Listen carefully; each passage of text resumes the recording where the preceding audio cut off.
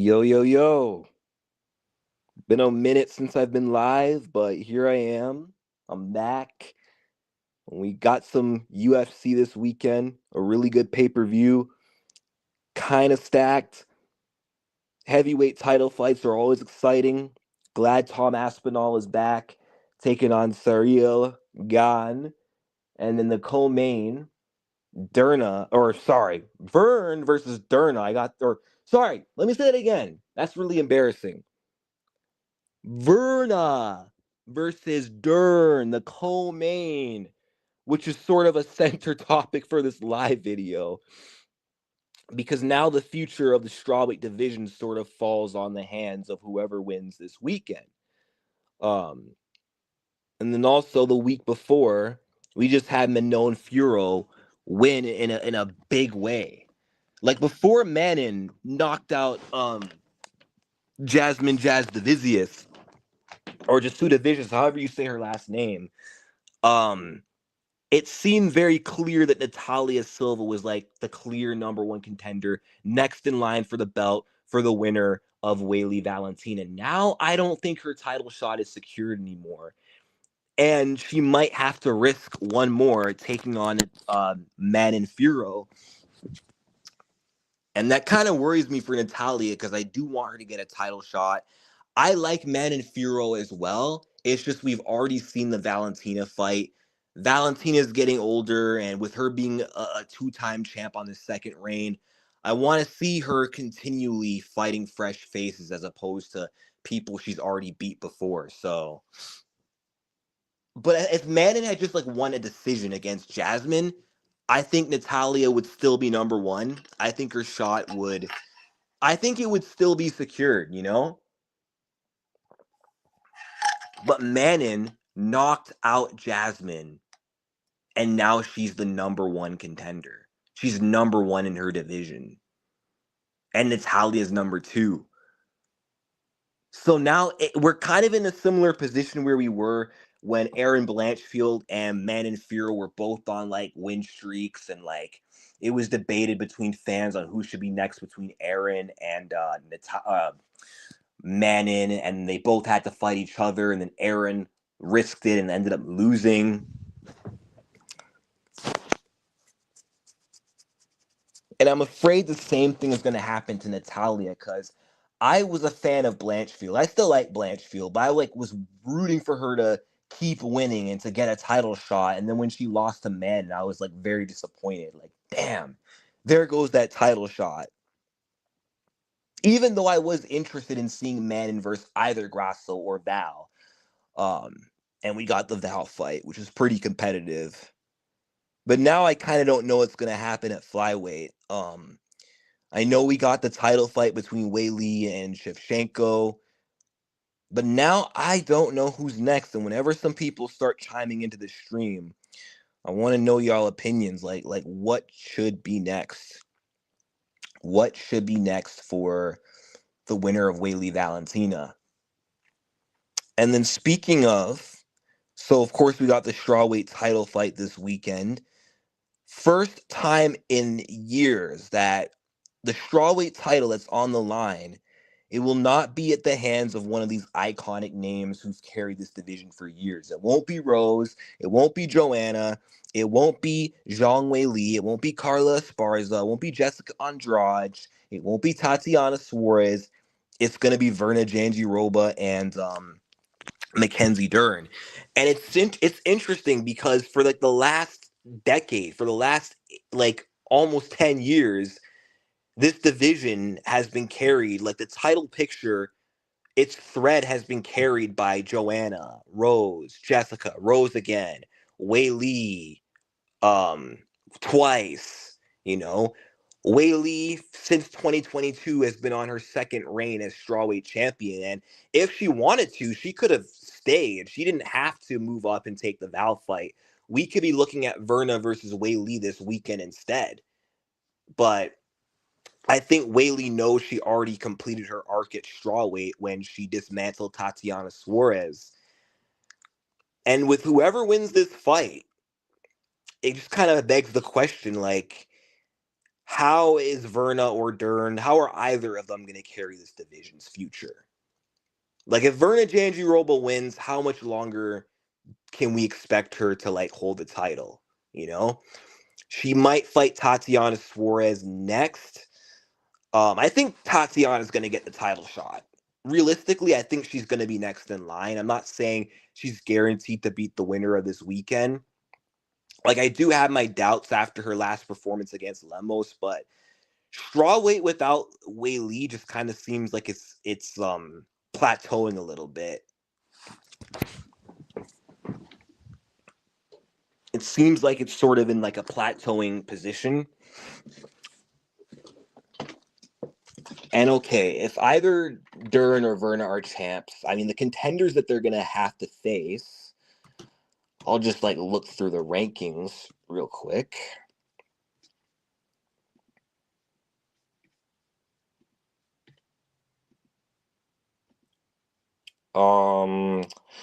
Okay, yeah. So okay, Virna or Dern becomes champ. You got Lemos who just lost, Yan who hasn't came back from the Virna loss yet. There's Lupi Godinez. Lucinda hasn't bounced back. Tabitha's not ready. Yeah, without Wei Li, this division is low key cooked, man. It's low key cooked. I think honestly, if Zhang Wei Li were to lose, even though for me that's not the best case scenario because I want Val to lose, which means Wei Li has to win. But if Wei Li loses, I could see her coming back to strawweight and fighting for the belts again, and then beating whoever wins this fight. Which I don't think Virna or Dern is ever beating Zhang Wei Li. Like Wei Li is just levels above everyone in the strawweight division. But with her stepping away, this might allow the chance for strawweight to finally grow and develop. And I really hope so, man. I hope this division kind of gets it together because it's just not what it once was, and nobody understands. Like people think strawweight's better. Strawweight, what people think about the middleweight division today, which middleweight is pretty ass. But what people think about the middleweight division today, what people used to think about light heavyweight before the Pereira and Prohaska era, before light heavyweight improved, what people thought of 205, what people think of middleweight now, that's how I see the strawweight division. Because strawweight used to be cinema. From 2015 to 2021, strawweight was pure cinema and just legendary. Like you had Joanna's dominant title run from like 2015 to 2017, racking up 5 title defenses, right? What's up, Combat Badger? Racking up 5 title defenses. She had that aura of invincibility. No one could beat the Boogie Woman. And then, she had that rivalry with Claudia Gadelia. You know, that was sort of like the mini version of like the Tate versus Rousey rivalry. They did tough together, Claudia and Joanna. That was an entertaining, fun era. Fans do not get how special that was. And then came the Thug Rose story arc. The quiet, soft-spoken, shaved head, innocent-looking girl who no one expects anything of, goes out there, knocks out Joanna at 3 minutes and 3 seconds. Okay? And she trained at 303 Training Center and she wins the belt at 3 minutes and 3 seconds. That's freaking crazy. No one expected Rose to become the champion except me, and it happened. And then she proved it wasn't a fluke. You had the Rose Joanna rivalry. Then you had the Wrecking Machine and Jessica Andrade. She was tearing her way through the rankings, destroying everybody, slamming girls, and slammed her way into a title win. No one has ever won the belt via spiking someone before. Then you had Zhang Wei Li come out of nowhere and smoke Jessica Andrade.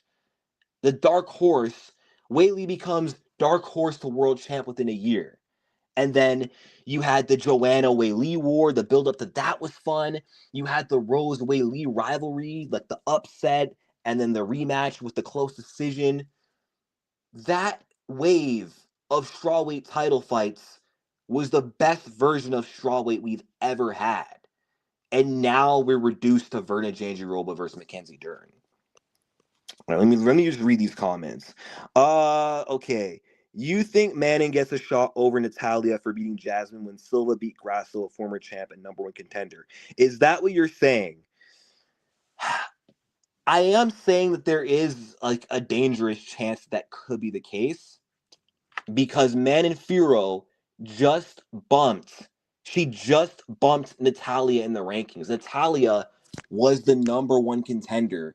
And because Manon won by knockout, the ranking system boosted her to number one contender. So I think now that puts Natalia in a dangerous situation where she may have to get through Manon if she wants to fight for the belt now. She may not be safe sitting and waiting, if that makes sense. Because what happens if Natalia hasn't fought in a while? The outcome of Valentina Whaley is already wrapped up, right?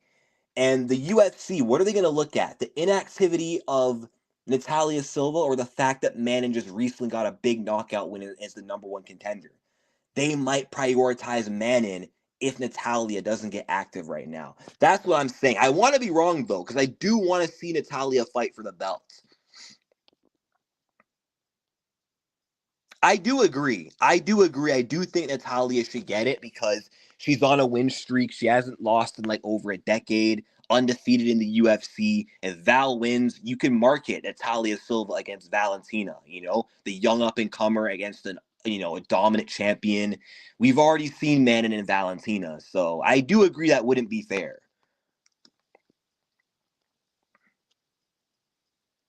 I mean, that is smart of Natalia Silva, but now with the statement that Manon made, it is pretty risky.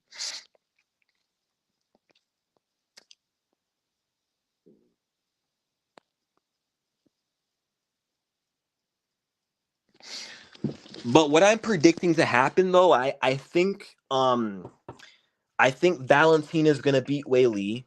I think Mackenzie Dern is gonna beat Virna Jandiroba, at least I hope. And then I think when Whaley loses, she'll go back to strawweight and she will fight Mackenzie Dern and absolutely dominate her to get her title back. That's what I think is gonna happen. And then we're gonna like literally go back to square one. Like it's gonna be a whole system reset. Whaley tries her shot at becoming double champ. It doesn't work, so she resumes her dominance at strawweight and eventually retires on top. That's what I think is gonna happen. And then I think we're gonna see. I'm praying that the UFC just goes straight to Natalia versus Val, but now, unfortunately, I think they're gonna force Natalia to risk her shot against Manon Furo. I think that's what's gonna happen. They're gonna do Natalia versus Val early next year, probably on a fight night. Or sorry, Natalia versus Manon early next year on a fight night. Valentina's going to take time off till maybe the summer of 2026, and she'll fight the winner of Manon versus Natalia, which hopefully it'll be Natalia. Not just because she's more attractive, but, it would be better. It would be better for the division. It would be better for the sport. But that's what I do see happening, ultimately. But if Weili Zhang wins against Val, that changes things because she will not go back to strawweight. And then that leaves a few options open. Maybe an immediate rematch between Valentina and Weili, which I kind of hope not. I don't want Val to get another shot and risk her being a three-time champion. Like what I could see happening is, okay, Weili wins. I'm gonna say they could potentially give Manon the title shot at Zhang because Manon hadn't fought Weili before. She's fought Val. Then the UFC could actually do Natalia versus Val, and they make Natalia have to build herself up off beating a former champion in Valentina Shevchenko. That's what I think might happen. But I don't know. What do you guys think? Oh, sorry. What was your question? I'm going to look. I was just busy like rambling, so I'm gonna look at your comments. Uh Whaley versus Val is gonna be amazing. How do you see that one going? Well, I did already say that I do think that Valentina is going to win. So, yeah, that's my prediction is Valentina Shevchenko wins. I think Shevchenko is going to win by a decision. I don't see her, like, finishing Zhang Weili. I could see it being like a competitive fight where Weili does well. She does better than what Grasso did. I think Weili, she'll do like maybe slightly worse than Manon, slightly worse than Tyler Santos. She's like competitive with Val, but not as competitive as Fira or Santos were. And that might sound crazy, but the reason why I don't see Weili winning is because I don't see her power being a factor. Her striking's too wild. I don't see her catching Valentina. Her defense is too sharp. Her counter striking is too good. Every time Weili opens up on the feet, she's going to open herself up to miss her offense and get countered. And Valentina Shevchenko, her takedown defense is pretty good. So I think she'll be ready for the wrestling of Weili. She'll be able to defend takedowns if need be, or reverse takedowns, or get back up if taken down. I don't think Weili can hold her down. Therefore, I don't think Weili will be able to finish her on the ground if she can't hold her down. And I don't see her finishing her on the feet. And I see Weili getting just outstruck. But I do see Weili's toughness and heart carrying her through the fight, carrying her through the 5 rounds, but her efforts just not being enough. Loopy versus Dern was close. Yeah, I remember that. I actually watched bits and pieces of that fight. I didn't watch Loopy versus Virna. Was that fight more dominant for Virna than the McKenzie fight?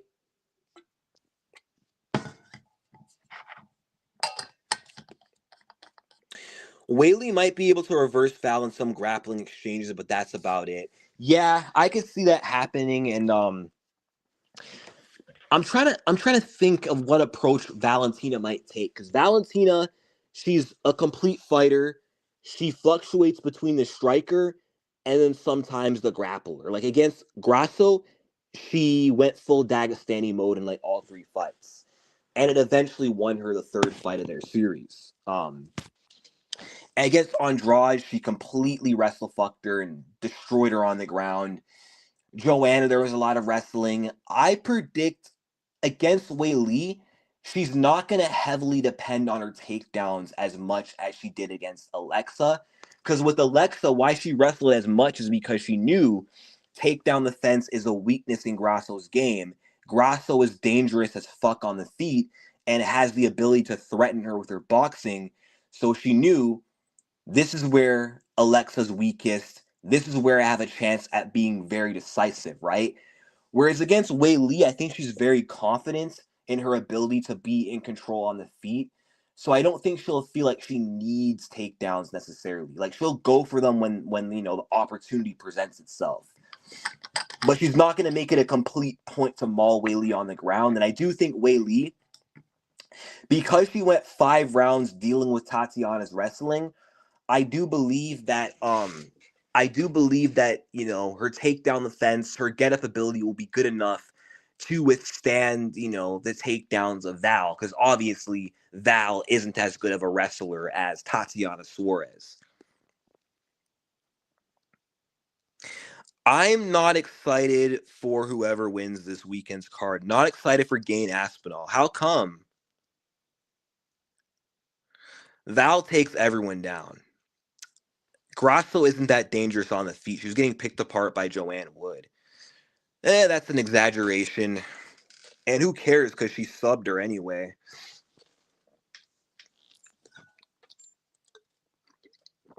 But Grasso is dangerous because in the first fight with Val, she pieced her up in the first round, popped her in the mouth of that crisp 1-2, and that forced Valentina to completely switch gears and start wrestling her. If she felt she was safe and in full control on the feet, she would not have grappled as much as she did. I guarantee it. And then plus, Alexa Grasso almost knocked her ass out in the second fight. And she pieced up Macy Barber in that fight as well. Controlled the striking against Viviane Araujo. Now, Grasso's striking is like very limited. Like her kicks aren't that good. Her striking is mainly limited to just her boxing, but her boxing is like phenomenal. Like Grasso is the best boxer in the women's flyweight division. Like I don't care what anyone says.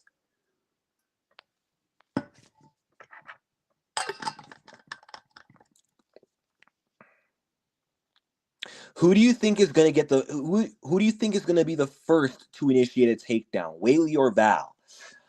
I'm gonna go with Whaley on that one. I think on the feet they're gonna try to feel each other out a little bit. Um, and I think Whaley's gonna see, okay, this girl is controlling range way too well. I can't close the distance. The harder I try, she's already out of range, and she's threatening me with that check hook. Let me take her down. So I do think in the first round, Whaley's gonna be the first one to attempt a takedown. And I think it's gonna get denied. I think the initial takedown is gonna fail, but then I think maybe the second one's gonna hit, but I don't see her maintaining control because I think Valentina's gonna like power her way back up or maybe get a reversal. And there's gonna be like a bit of a scramble and they're gonna be back to their feet. They're gonna continue striking. And then in the later rounds, when Whaley kind of slows down a little bit, that's when I think Valentina's gonna start to wrestle a little bit more to seal the rounds for herself to make sure that she gets the decision win, and the fight goes the distance. That's what I think.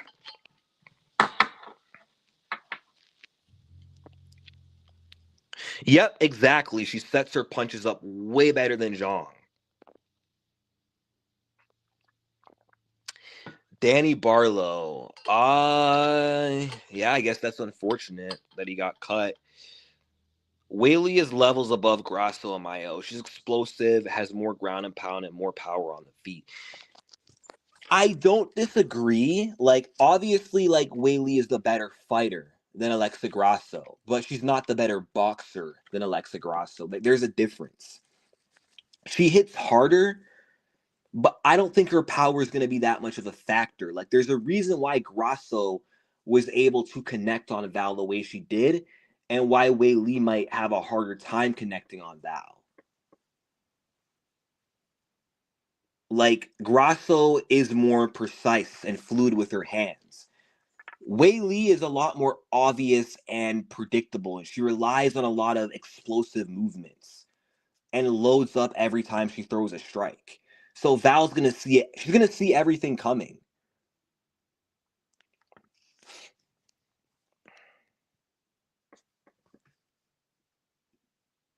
Hold on.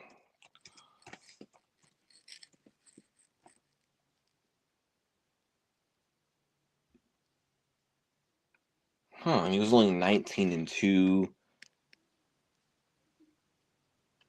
I didn't really watch many of Danny Barlow's fights. So I don't really care. Anyway, Val shot 12 takedowns on Manon, and even though she has like a clear striking advantage, she always wrestles. Yeah, good point. That's actually a good point. So maybe she'll wrestle just as frequently against Whaley as she did against Grasso. And you know what? Maybe Val might look to prove a point by going out there and beating Whaley at her own game, which is the wrestling. Because that's where Whaley feels like that's her best chance to win.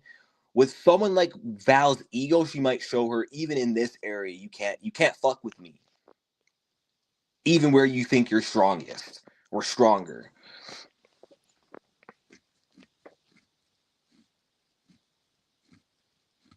Yep, exactly.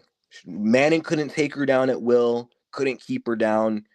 I doubt Whaley will be able to do it.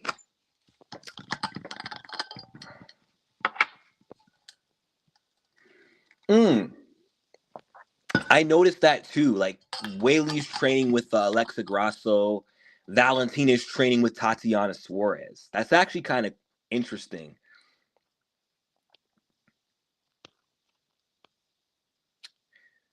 Yeah, and I don't think speed and power is like gonna cut it against Val, against an extreme disciplined technician like Val. Unless she's able to like completely suck Valentina Shevchenko into like an absolute brawl or slugfest, but that's not gonna happen because Val is just too smart.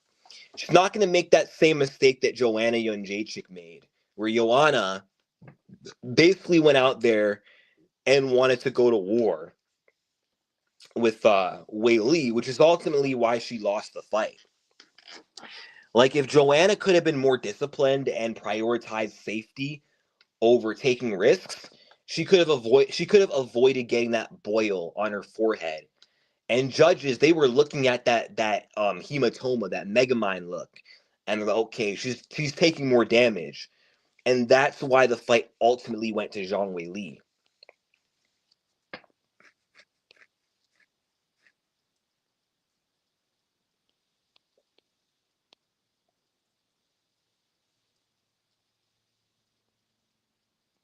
Yeah, Valentina is very physically strong. She's one of the strongest fighters in women's MMA, even for her size, because she's not very big, but she is strong. And I do think her ability to take down and control Grasso definitely came down to her strength, actually. Because other girls who've tried to take down Alexa didn't do it as easily or as frequently as Val.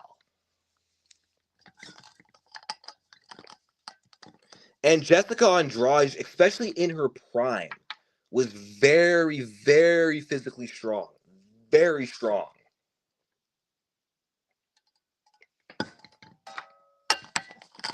And even she, she couldn't go up against Val's strength. Like, Val was able to just ragdoll her and throw her around, which shocked me. Like, I thought Val against Jessica would need to, like, keep her distance, not let Jessica get a hold of her, but instead it was, like, in reverse. Like, Andrade can't let Val get close. But that was the nightmare, because someone short and stumpy like Andrade, her style isn't built to keep away and keep distance. It's built to get close to you and get a hold of you. So that was almost like a trap fight for Jessica Andrade.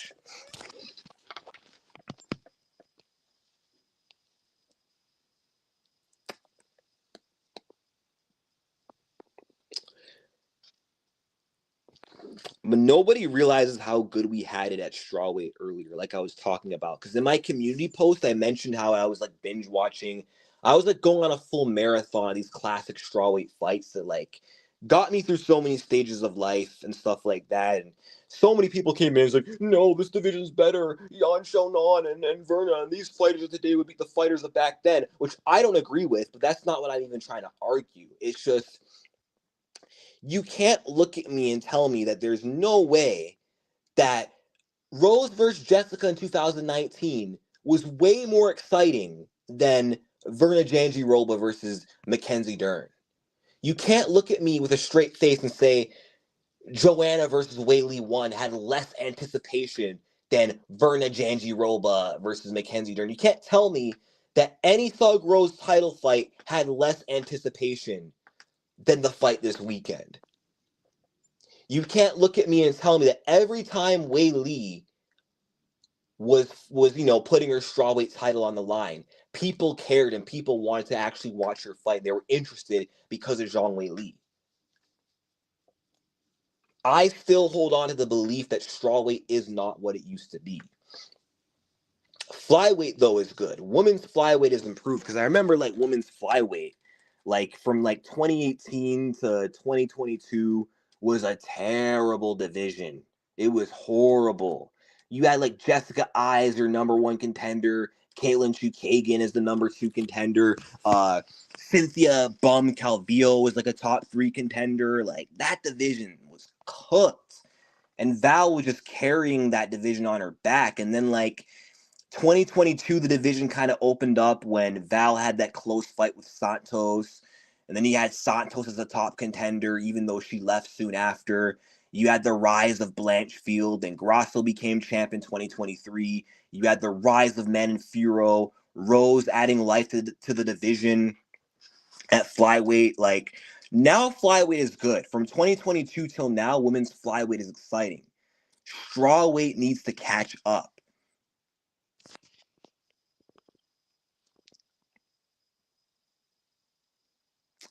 Oh yeah, I agree with that, bro. Raquel Pennington was a crappy champion. I hated Raquel as champion, man. I was furious when Raquel Pennington won that belt.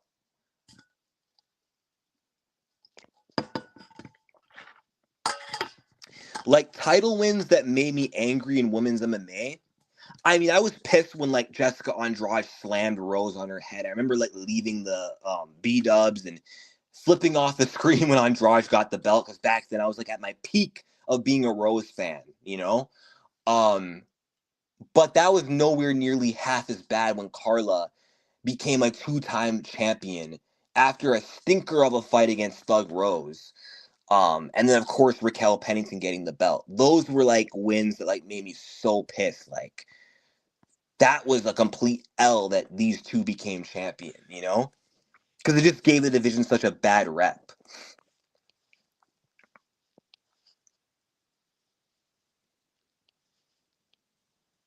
Yeah, exactly. Lauren Murphy was ranked top 3. That was such a joke.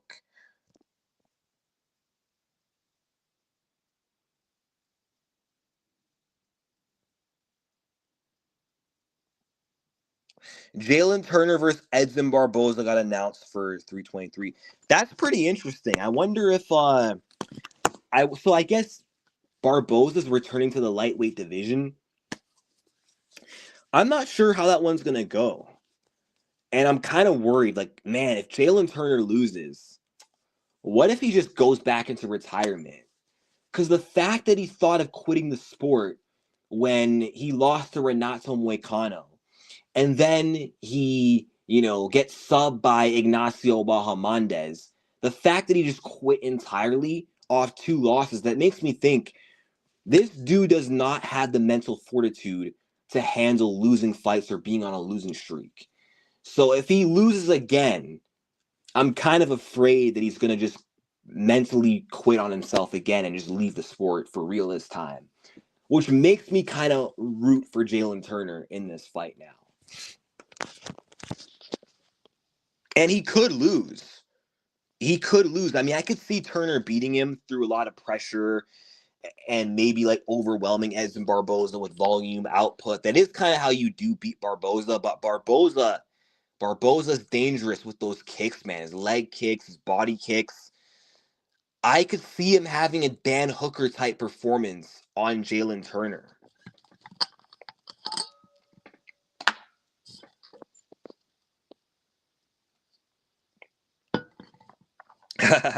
Surprise weight bully Manon didn't call for Esparza to come out of retirement. I hope Virna actually uses her grappling this time. It seems like she was scared in the first fight. Yep. And that's what I want to talk about, because if she was not willing to grapple with Dern in the first fight, how is she going to do any better in the second fight? Because I feel like if she's going to beat Dern, I don't see it being on the feet, and not necessarily because Mackenzie is a better striker technically, because I do think Virna is actually on paper better on the feet than Mackenzie. But what went wrong in that first fight for Virna Jandiroba is she doesn't have the ability to get the respect of Mackenzie Dern, and she's not as good at controlling range like Yan Xiaonan or Marina Rodriguez. She's very flat-footed. She'll stand in front of you, so she can't really get away from Dern's pressure, and she doesn't really have the power to make Mackenzie pay for her reckless abandonment like Jessica or like Amanda Lemos. And Mackenzie didn't have to fear the takedown. So she felt free to just go ham on Virna Jandiroba and just go crazy. And so through that, she was able to overwhelm Virna with pressure on the feet. I think if they both strike, but it's like a technical striking match and Dern isn't wild, Virna Jandiroba wins, but every time it becomes a scrap on the feet, it favors Mackenzie Dern. Like, Dern thrives on chaos. Virna does not thrive off that chaos like Dern does. So, if it stays standing in this fight, and with it being 5 rounds, I don't know how the outcome of this fight could change. I really fail to see it. Like, that's why I do think that Virna is going to need to grapple. She's going to need to be able to take down Dern, hold her down, and negate subs if she is going to beat her. Because striking won't cut it for the reasons I just mentioned, if that makes sense.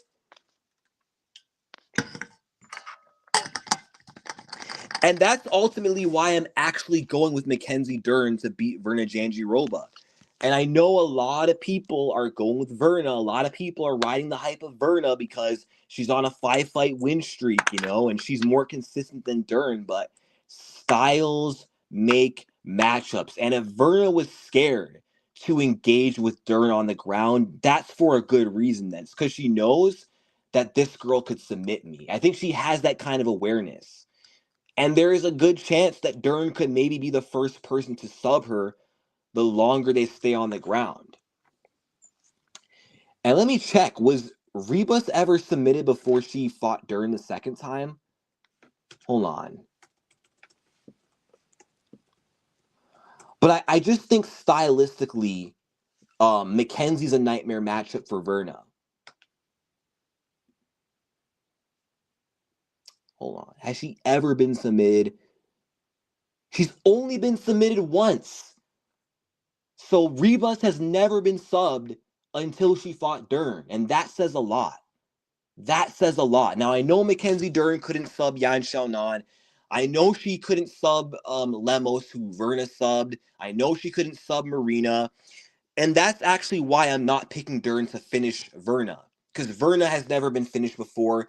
She's hard to finish, whether it be by KO or sub. But I do think it's going to be a similar version of the first fight. Except it's just going to be 5 rounds this time.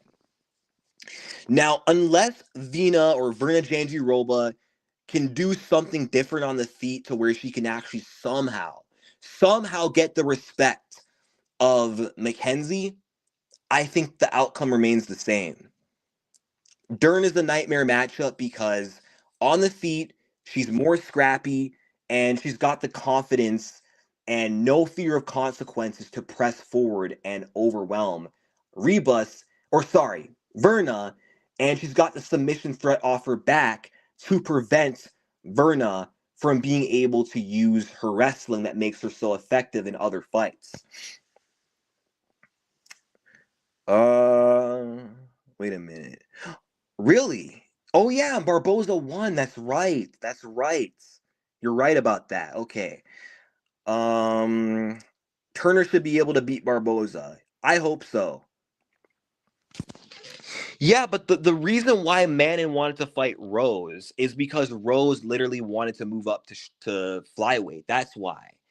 And Manon wanted to, make her legacy off of beating a former champion. Like, if she beats Rose, debuting at flyweight, her stock goes up because she's beaten a legend of the game. So I get why she did that. And plus, Manon was already supposed to fight a strawweight former champ before as well in Jessica Andrade, and she lost that opportunity because Jessica, pulled out. So I think calling out Rose was a way of trying to make up for that missed opportunity. Let's see. Well, because Richie was the flyweight.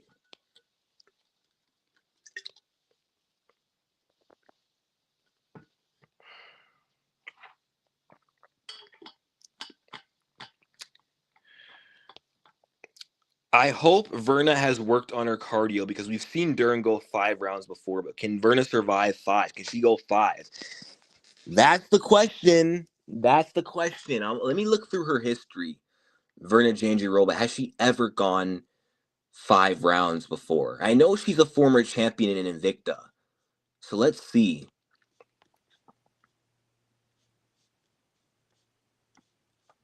Nope, but she's gone the full 3 rounds before, so.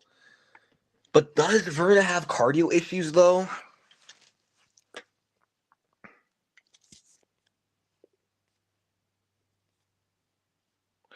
But yeah, I'm going to go with Dern to win. I think she's going to become the champ this weekend.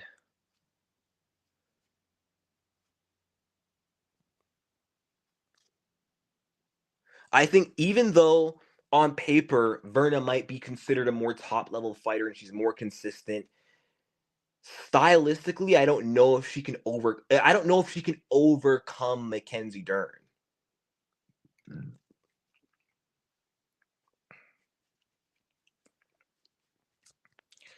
Like, I really think she's going to struggle on the ground with Dern if it comes down to grappling exchanges. and she's going to struggle on the feet with Dern because of Dern's relentless and reckless pressure. Like if Virna actually had some level of power or high level kickboxing, then I would be doubtful of Mackenzie Dern's chances. But Dern beat her once before. I think she can do it again.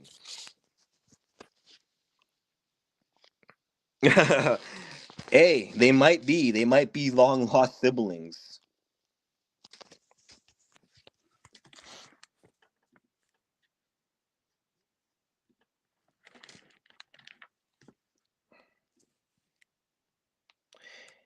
Yeah, Dern is the favorite, which is interesting because it feels like the favorite is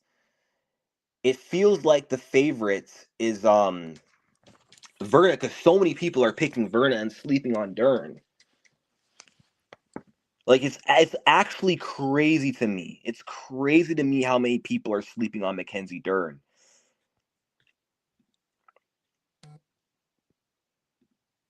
Because I feel like a lot of casuals didn't watch the first fight. A lot of people look at how inconsistent Dern is, and they're not looking at how, okay, Dern can pressure Virna on the feet without consequence and can overwhelm her, and Virna is afraid to engage on the ground with her.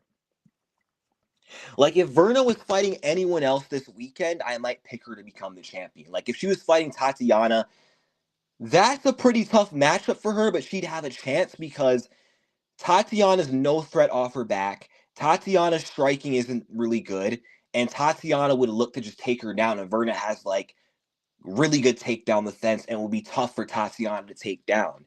And even if Tatiana does take her down, Virna Jandiroba is literally a threat from her back. And Lemos was able to out scramble and reverse Tatiana in moments. And Virna could easily capitalize off some of those positions that Lemos was able to get on Tatiana. And, Tatiana's not scrappy and confident in putting on pressure with sloppy, powerful striking like Dern. So that might have been a better matchup for Virna. Or if, let's say, Virna and Jan didn't happen as a number one contender fight, but it was booked this weekend for the vacant belt, I'm picking Virna Jandiroba. Her against anyone else, I'm picking her to win.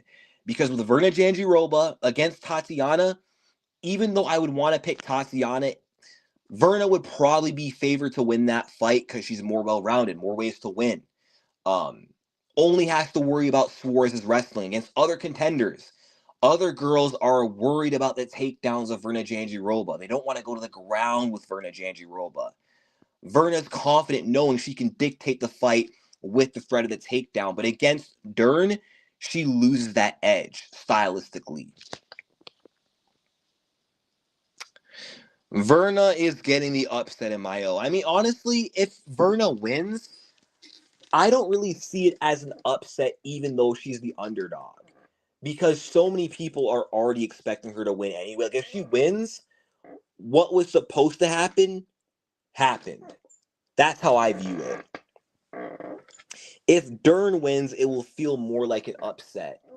This kind of reminds me of like Weili Tatiana, because even though Weili was the favorite, or sorry, the underdog, it felt like Weili was the favorite. Some fights are kind of weird that way. Right? Right?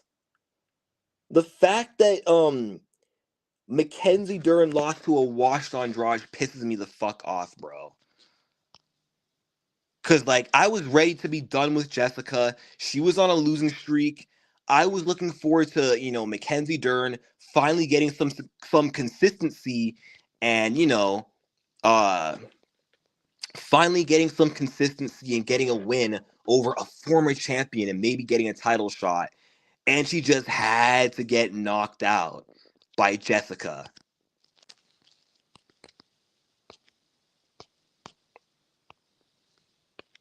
Okay, Juiceman.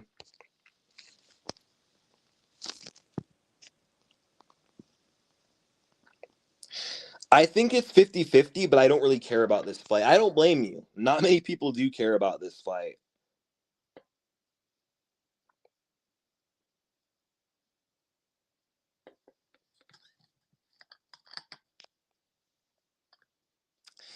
Facts. Yeah, ever since like 2023, Jessica's been showing up for a paycheck.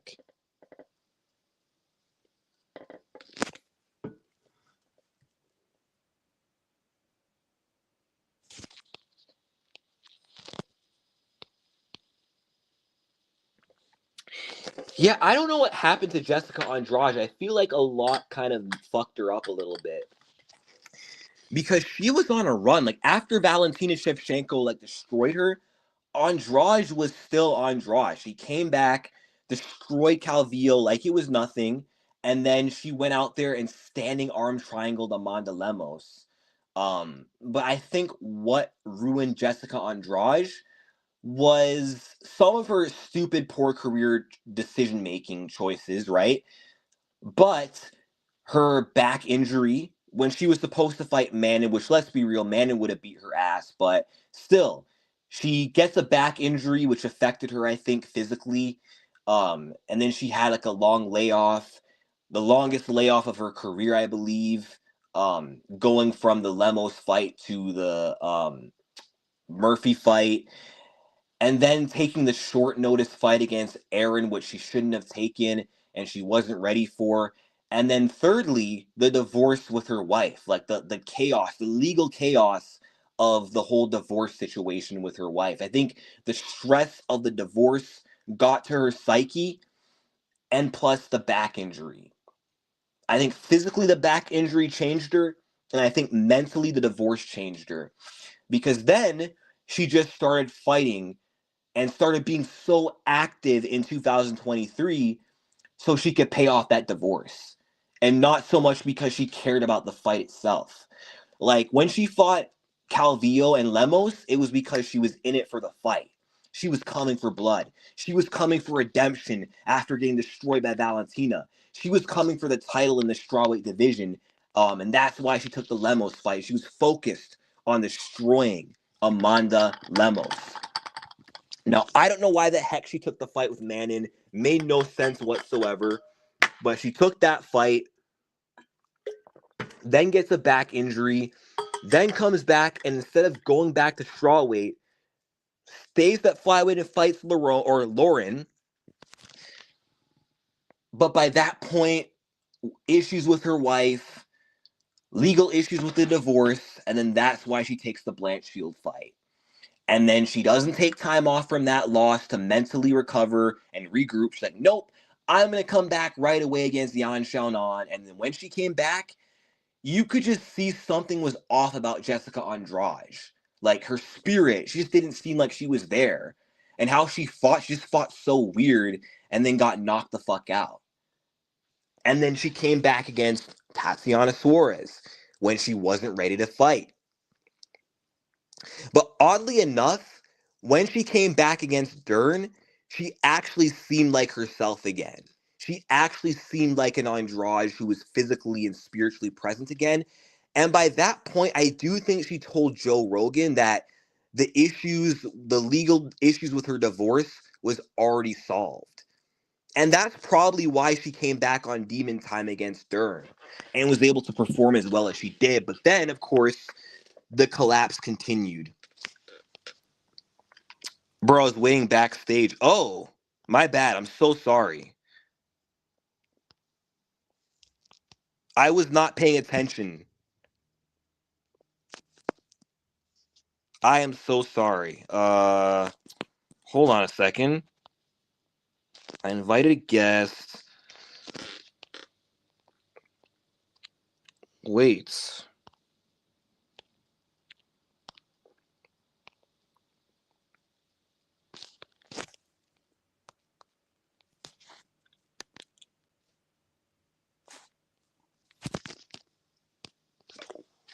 Okay.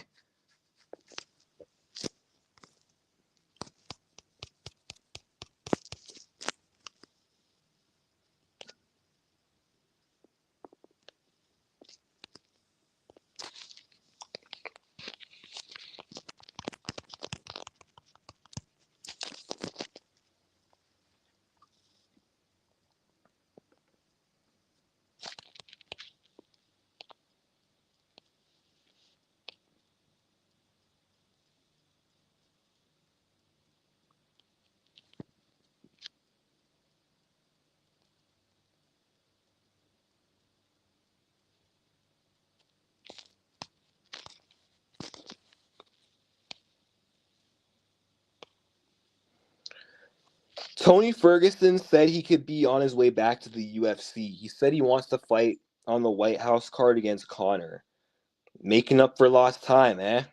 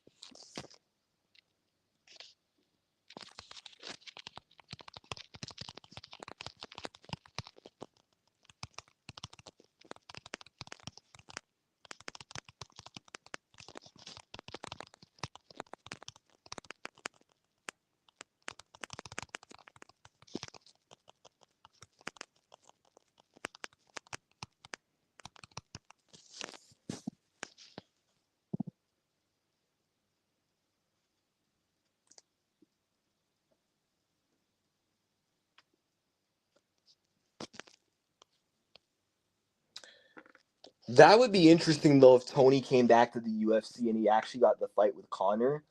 And both guys are, like, extremely washed now.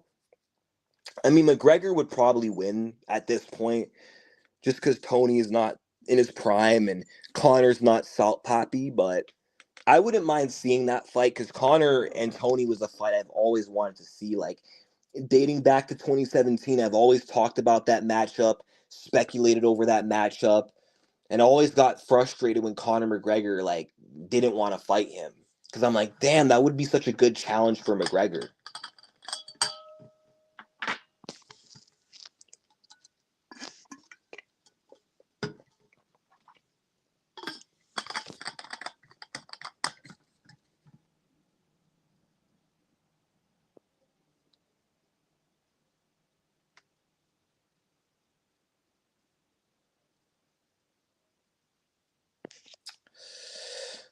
Man, I hate how Tony Ferguson's career played out, man. It's so disappointing because he never got an undisputed title shot ever and never got to become undisputed champion and never got the big fights with Habib because it was cursed and never got to fight McGregor. And those fights would have done a lot for his legacy and his career, like legacy wise, financially wise. He was the man. Wait, are you able to join the stream now?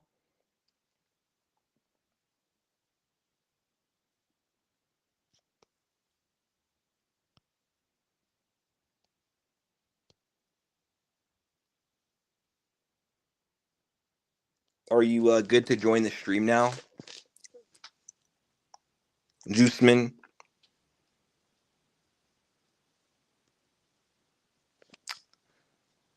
Okay. Yeah, but if there's like one fighter I could bring back in his prime, it would 100% be El Kukui, man. That guy was like one of my favorite fighters ever, like coming up in high school and through college. Like I love Tony Ferguson.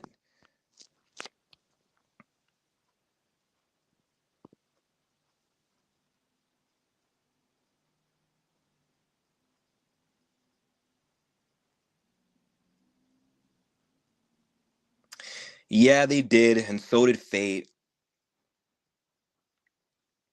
And I'll never understand why Habib versus Ferguson was never meant to be. I'll never understand that. I'll never get why that fight wasn't in the cards cuz it made so much sense. Now, when they were supposed to finally fight in 2020 before the stupid fucking pandemic happened, I thought, "Oh, it all makes sense. Now I know why it got canceled 4 times."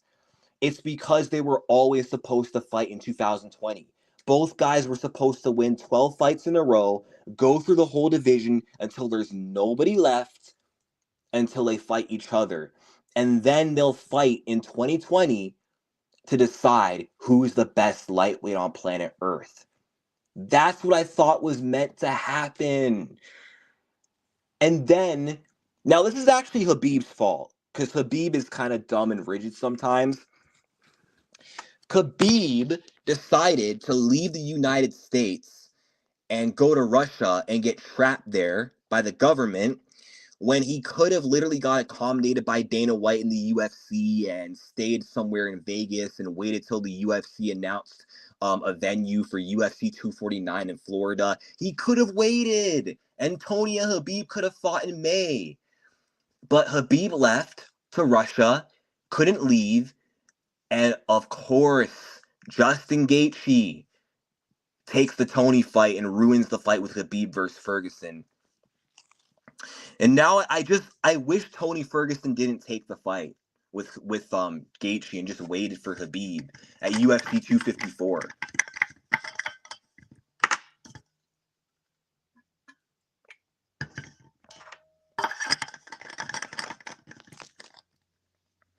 Yeah, they were, and it never happened. It never happened.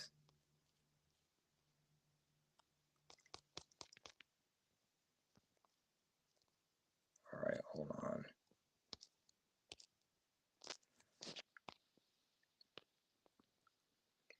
What did you think about? Oh, I'm so sorry I missed this. What did you think about Jasmine getting starched? Yeah, Dern does match against grapplers better than strikers. Okay, anyway, yeah, no, I was surprised. Like, I thought Manon Furo was gonna win like by decision in that fight by defending takedowns, picking Jazz apart. I thought it would like look like the Aaron Blanchfield fight. I did not see a KO coming because I mean, has Jasmine ever been chinned before? And Manon Furo has not had a finish in the UFC since like 2021. I did not see her as a finisher. Okay. Hold on a second. 1 second.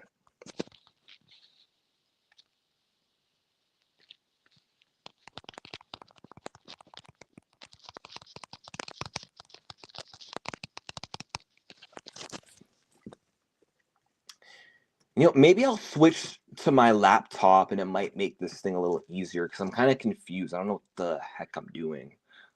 Hold on. Streamer. I'm gonna like log in from here real quick.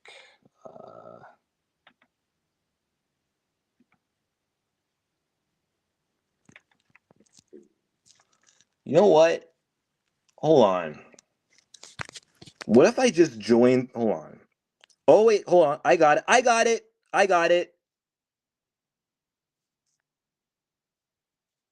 Wait.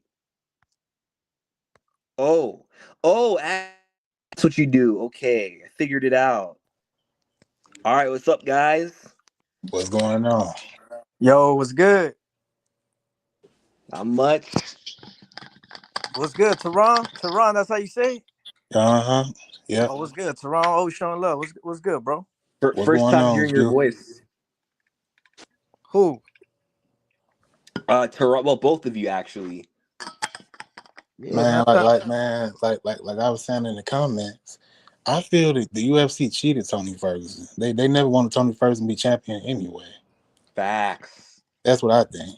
You know how many He times got they could have screwed by made fate. him versus Connor, bro? They had so many opportunities and they didn't because they didn't want Connor they didn't want to destroy Connor yet because that's what Tony would have did, bro, in that time. That's Yeah, what. man. I try to tell people all the time. Me too. Tony would have fucked Connor up, man. Fuck yeah, he would have, dog. He would have beat his If Connor ass. didn't finish him early, he would have gassed out, and it would have been like the Nate fight.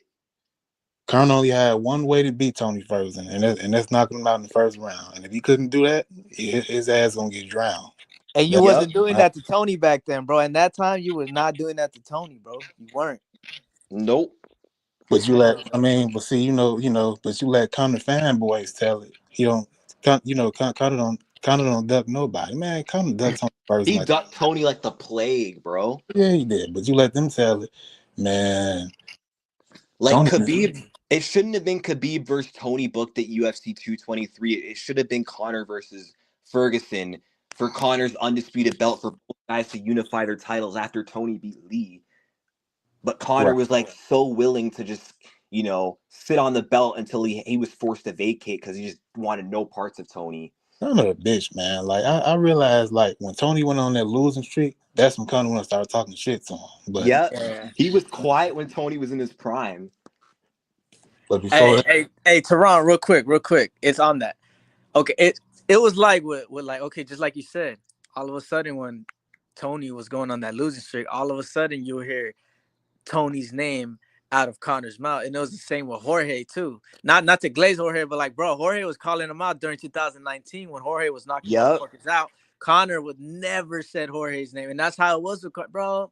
I agree with what Teron's saying. Like literally, bro. Like during that time, this fool didn't want no smoke with fucking Tony, and all of a sudden he went on that losing streak, and now I Remember started. when he ducked Gaethje?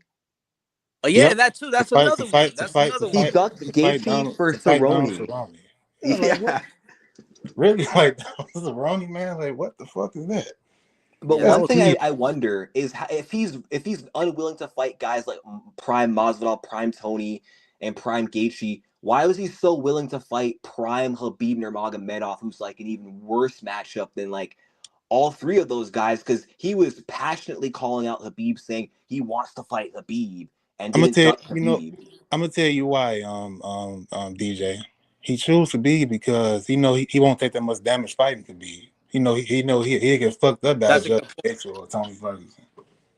Yeah, He that's a know that. good. That makes sense. Yeah, because Masvidal could have done to him what Poirier did. Tony Ferguson would have cut him up with elbows if the fight went long. And those leg kicks of Gaethje would have like done a number on Connor if Connor Mhm. didn't finish him early. Yeah.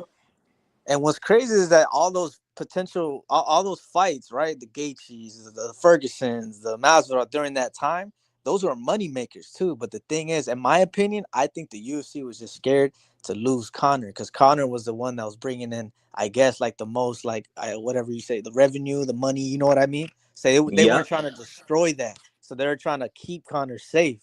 So they'll give him like the Eddie Alvarez. I'm not trying to say Eddie Alvarez was boo boo, but I mean he wasn't like how Tony would like literally, bro. If you're gonna sign him up for Tony back in the day, Tony would have beat his ass, bro. Like literally, he would have beat his Yep. ass. Yeah. He Yeah. would You have. went. Connor's career was disappointing, to be honest, because like when he beat Eddie Alvarez and put on that masterclass, I was looking forward to a Conor McGregor lightweight title run, and when I heard he might have to fight Khabib or Tony, I'm like, let's go. We got some interesting matchups at lightweight.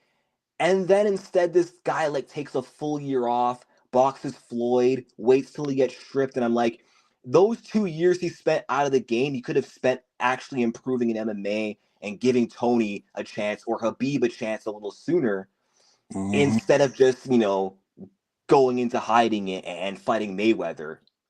I think it's just all. I just think everything was protection for Connor. I think that's just what It it was. was. They were That's protecting exactly him. what it was. Like They were protecting him. Connor claimed that he would step in at 249 for if Tony or Khabib put out and one of them put out and he didn't And step he in. didn't Like show up. he ain't showing for Tony Ferguson, but we all know why. His Yeah, excuse Of was course. you wanna know what the excuse was? Man, I got to fight in front of a crowd. That was his bullshit ass excuse why he didn't fight Tony Ferguson at 249. what the fuck? He talked all that shit saying, man, if one of them pull out, I'm stepping in. Your bitch ass ain't do nothing. Yeah, But you man. ain't want to fight Tony Ferguson. That's Man, 249 pissed me off so much. I hated Who? that Gaethje fight. Which yeah. one? The I one with think Henry that Cejudo and Cruz? Well, that one too, but the Gaethje Tony fight, because Tony had that perfect win streak. The Khabib fight was on the line. Then, like I'm when not gonna Tony lie, got that his card ass was beat, I was dope. That fuming. whole card was dope. I mean, besides the fact that yeah, Tony lost, but man, I mean, the card yeah, overall was good, bro. Like yeah, you had literally, you I agree, had it was good, you yeah, had but that you shit I had was was fans. good, disappointed when bro. Cruz lost, and I Yeah, hated when Henry retired after as well, because Henry just ruined his career. Even though I wanted Cruz to win, I'm like, you know Yeah, he's what? a I fucking idiot for respect that one. He's Henry, dumb. Now he's an idiot. Now look at him. Now look at him. About to lose to a zesty Peyton Talbot. And I do believe yep, Peyton Talbot will beat his ass too. I really do believe. dude, he's you know, such I an mean, I would idiot. like Henry to win. I would like Henry to win, but Yeah, I don't think that's gonna happen, bro. I kind Peyton's gonna beat his ass. I kind of disagree with y'all, man. Go I ahead. feel Go ahead. Go like ahead. Go ahead. Go ahead. I feel like Henry is a huge step up for anybody from anybody he fought. I feel like Henry gonna show him some things, and I think Henry gonna beat him. I hope you're right. No, yeah, that's what I'm saying. I would like for Henry to win, but I don't know. Henry's just messing it up worse and worse for himself each and every time. Like, Now you know when I seen Peyton fight, I seen some holes in that dude's stand up. He don't move his head like that. He don't move his head that good. yeah, I seen that about him. Like in that last fight he had at 317 against some Brazilian guy. The Brazilian guy had a nasty ass jab on that dude's jab it was like affecting Peyton a little bit. You can tell Peyton didn't like those jabs he was taking from that Brazilian dude. you talking about the one where he lost to that kind of like old dude, kind of? No, the dude, no, Oh, there was one after that, right? The Lima dude. yeah, the Lima dude. Peyton won the fight, but Oh like yeah, yeah, yeah, if yeah, yeah, y'all yeah, like yeah, yeah, yeah. Now if I y'all know. watch that first round, the Lima dude was jabbing him up. Like dude wasn't moving his head like that for real. Yeah. Yeah, and I picked against Talbot in that fight because I thought he was gonna like get out grappled, but it turned out his takedown defense was better than it was against Barcelos, so I ended up getting that one wrong. So Yeah. what you guys think about a potential Max Holloway and Charles Oliveira fight in that rematch? That's Go a ahead, great DJ. You go fight. first. DJ, you go first, and I'll go after you. DJ, go ahead, because I do want to answer that question too. But I'll let you go. That Respect, it's your channel. Go. All right. Yeah, that's an awesome fight. There's no better time than now to make the rematch now that Oliveira's got his confidence back and he's coming off a win. And I agree with Max that they shouldn't wait for the White House. They got to fight each other probably sometime like in March. BMF belt on the line. And honestly, I'm more of a Max fan than I am a Charles fan, but may the best man win. I honestly wouldn't even be pissed if Oliveira became BMF champion because he deserves it, and I've wanted him to get the undisputed belt back. So if he got the BMF belt, by all means, I'm all for it. But who wins? I will favor Holloway because he has the takedown defense, and he's way better than Oliveira on the feet. And he's got like legit power now, like in the lightweight division. Oliveira gets hit a lot.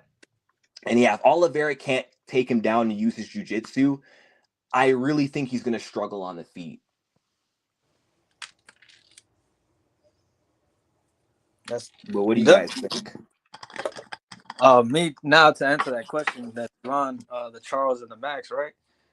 Um, I I like it, but I'm just like, damn, man, like. Is it just me or is like, damn, I'm getting kind of tired of these rematches though, bro. There's been a lot of rematches lately in the last like 3 years, bro. There's been That's too true. many rematches. Like it's just like, damn, bro. Like I get it, they fought before, and then like now around. Oh, I think you're disconnecting. I just think it's about closure though, because the first fight ended in like a weird like freak injury. There wasn't even really a fight in the first fight. So I think fans just they want to see like now that both guys are in their primes. I mean, I don't know if Charles is fully in his prime right now, but like people want to see how would this fight look like if Charles's esophagus doesn't fold in like the opening seconds of the fight.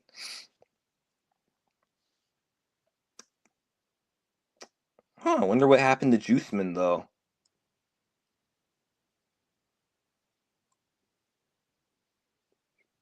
Are you there, Tehran?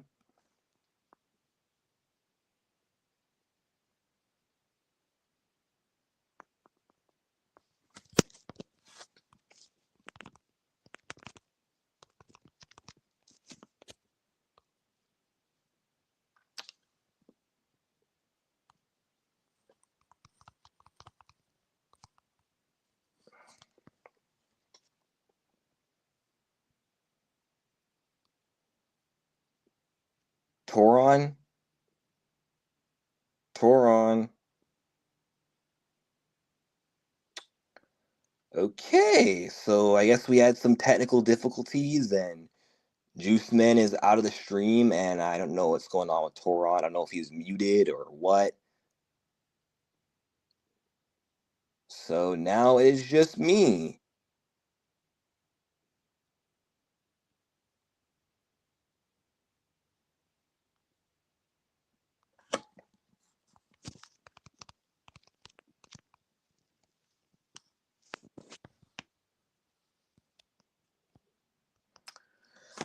All right, is anyone else still with us though? Anyone viewing the stream? so far? Because I don't want to just end the live stream. I want to, see if I can get Toron to respond. Okay, all right, cool. Do you need a link?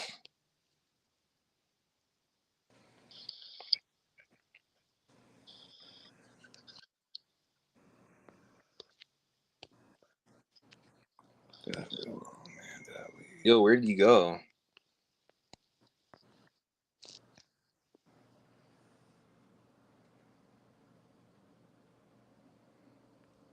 Okay, there he is. All right, we're back. Hey, yo, my bad. I had a phone call, bro. So that's why I couldn't join you earlier because I was getting phone calls. And that's why I was telling you, hold up, give me a minute because I was gonna be on the phone. Okay. Right now, I had to put that shit on do not disturb. Yeah, Okay. my bad, man. That was unprofessional. My bad. But hold on, let me finish No real quick. worries, no worries. Yeah. So back to like I was saying, I feel like there's too many rematches. Yeah, some are dope, but man, like I don't I don't want to see Max Holloway and Charles again. Like I'm more into like new blood. Like okay, what about Max versus Rafael Fiziev for the BMF belt or something, or like just something different. I'm tired of these rematches, dog. But don't get me wrong, I'll watch them. But like if I can get like new fights are always better, man. New fights are always better. Yeah, I agree. It's just the first fight we didn't get a fight. Rematches when it comes to like titles and stuff. I get it, but like when they're just having fun and making rematches, nah, man. Tired of it. Tired of it, man. Okay, and then Toron, what about you?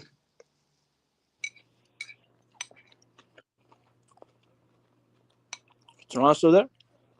I have no idea.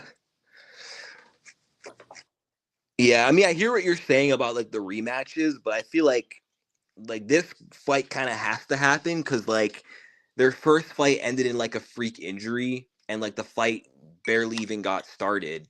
So I think fans just want closure with that one. Okay. Yeah. Okay. Yeah. There's fair point in that. But...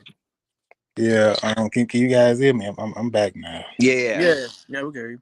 Now I didn't get somebody called my phone interrupting me, so I was. Hey, same with me, both bro. you I had to guys put got mine to do not called. disturb. Same shit. I had to put mine to do not disturb. Oh man. I wasn't able to get my opinion on the Oliveira and Holloway fight. Let's hear it. Now a lot of people saying that Holloway gonna run through Oliveira, and I don't think that's gonna happen. I really don't. See, I'm gonna see people think that Oliveira got to take Holloway down when he don't. Like Oliveira got way more power on the feet, he got longer reach, he got more tools on the feet than Holloway. He got kicks, all that type of stuff, elbow. Holloway's got kicks too, though. But come on, man, you know Oliveira got he just got more on the feet. He got more weapons on the feet than Holloway does. Like Holloway's got the spin kick to the body, the switch kick to the body. I was just about to say that one. High kick, but Charles, I mean, I get what Teron's saying. Charles, he like spams more kicks though. Like he uses them more than Holloway. And I'm gonna take something else. You might disagree, and that's fine. But I can see Oliveira hurting Holloway. Like I can see him tagging him on the feet too. It's not impossible. He can. It's not impossible. No, most definitely, he can. I can see him tagging him on the feet, then submitting him. That's what I can see happening. And I'm gonna tell you something else Oliveira needs to do. He needs to get Holloway in the clinch and like do some dirty boxing. Yeah, like, that's true. Clinch, if it's just the body. If it's just like if the fight is in the center of the octagon, Holloway win it all day. For sure. Oliveira gonna have to get him in the clinch like he did Dustin Poirier. Yep. What he did to Dustin was actually very smart, where he like not only pressured him, but he kept grabbing him in the clinch. And even when Dustin backed him up and tried to do like the classic Dustin against the cage combos, Oliveira would just grab the collar tie, and that forced Dustin to like retreat. And then he keep kneeing the body until like Dustin gassed out. That was actually a very smart, impressive game plan, because then that led to him being able to tire Dustin out and submit him in the third. And I picked Dustin to win that fight as well. I don't know if you remember that, Toron, back on my old channel where I had Dustin. I remember, and I think I told you that Dustin Oliveira would win. Mm-hmm. Yeah, you're right. You called it. I actually picked Max. I actually did pick Max. And I wish we got, and I kind of wish we got the the Justin Gaethje and Dan Hooker fight too. I hate when we got Me that. too. Yeah, that fight would have been a banger. That fight But would have been good. it could have happened, but Gaethje's so entitled. It's like, okay, he beat Fiziev. He doesn't care to reschedule the Hooker fight. He wants to wait for a title shot or he's going to retire if he doesn't get it. And now Hooker's going to get destroyed by Armin Sarukian. And now there's going to be no hope of them rescheduling it. I think me personally, like I think Hooker gonna be I believe Hooker gonna win that fight. I'm thinking Hooker Yeah, gonna. I mean, I wouldn't be upset if he did win. Like, I I feel torn because I like Dan Hooker, but part of me kind of wants Armin to win so we can get a title shot. But at the same time, I wouldn't be mad at a Hooker win because I do like Dan. It's just I don't like that he doesn't consistently show up to fights anymore. He's unreliable, always getting injured. Like, what if he beats Armin and then he doesn't fight again for the next year, and then we don't see him fight for the belt? So, like, I yeah. want to see Armin Sarukian fight Ilya Taporia down the line. That's a Armin fight had I it. want to see. Armin had his shot, man, but Armin couldn't make weight. So that's his fault. Fight ain't getting no title shot. That's on him. Yeah, I'm also pissed about that. I wanted to see the Islam rematch. I had Armin Uh, in that fight too. I was hoping Armin would have beat him. I thought he had a good chance of that too, but he He blew did it. have a chance, but because now Yeah, we'll never got, know. you got to be professional, man. Like yeah. you not making weight. That fucked up. That messed the whole event up. That messed up the whole event to that card. But now you No, he messed up his back supposedly or some shit like that, or I don't know, something And then we dumb. got Moicano against Islam, a fight I was like way less excited for. like it's like we all knew what was gonna happen with that. Like, come on, like was that Yeah. really worth? Y'all could have found somebody better. I don't know. Tell you the truth, I don't think nobody was really gonna beat Islam that night. So I don't think it mattered who they put in there, honestly. But Now his legacy at lightweight feels unsatisfying because he didn't go out on a win over Armin. He didn't beat Charles twice. He beat Volk twice, but I'm not gonna say, oh, he just beat a featherweight, but I don't like how the second fight wasn't under fair circumstances for Volk because of the short Facts, notice. And then he facts. beat Dustin. That was a good win. But then his last win was freaking Renato Moicano. Like, I felt like there could have been more done for Islam at lightweight. And I'm so disappointed we never got the Ilya Taporia Islam Makhachev fight. That would have been a huge one. Yeah, I think Ilya could start him. I think he could. Me too. can start 'Cause- can start Islam. Yeah, man. Because look at if you watch the first fight with him and Volk was tagging him, bro. And just imagine if Oh, that was yeah. Taporia tagging him. Taporia, if that was Taporia would potentially knock him out, bro. Because Taporia got power.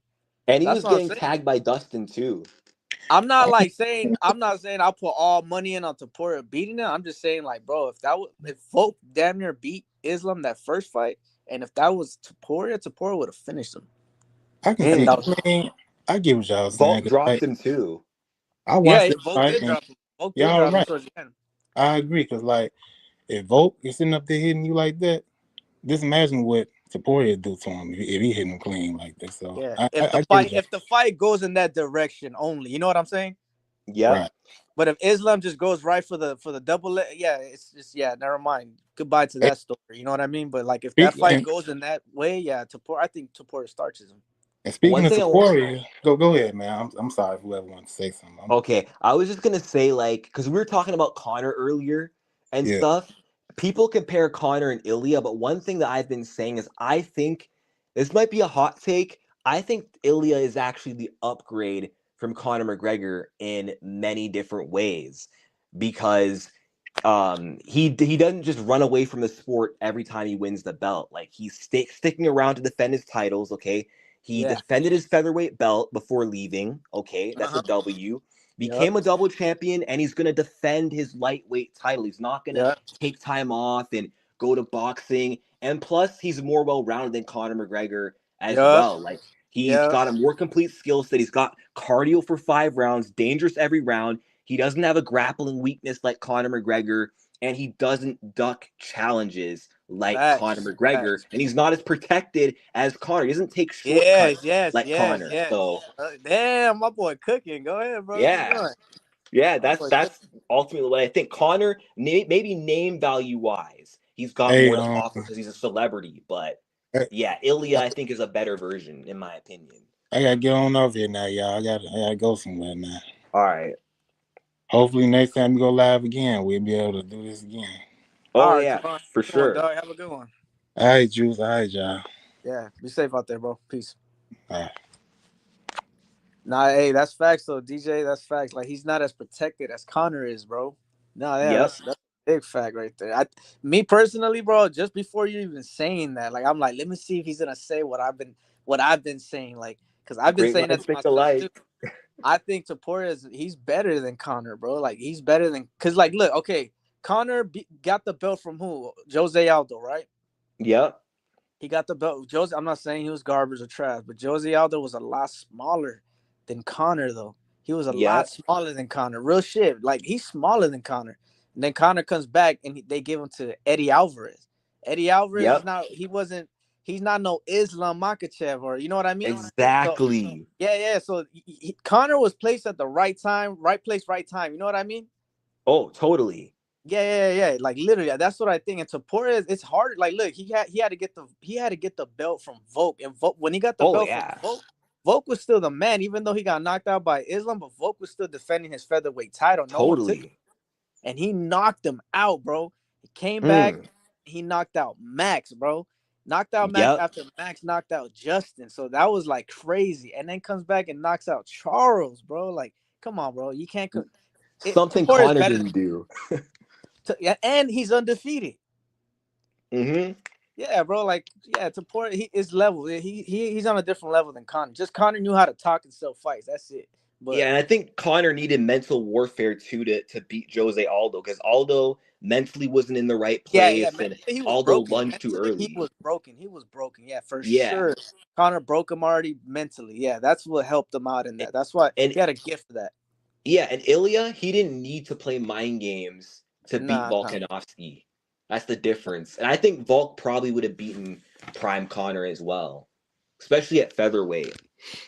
It's just a different level of confidence with Taporia. Like Connor, he was confident, but he had to like speak it out and like he had to like do all this show to do it, just like how he did with Jose out. He had to break him, man. Like, Yep. and when Taporia is not like that, he just goes in like, "Hey, I'm sorry, it's gonna be you, man, but you're gonna get knocked out. See you tomorrow." Yeah, Nothing, exactly. like nothing, like Exactly. cold, like stone cold. Like, all right, man, peace out. You had your chance, you had your run. Peace. See you later. Yep. And he'll make it happen. Like, bro, Taporia is just on a different level, bro.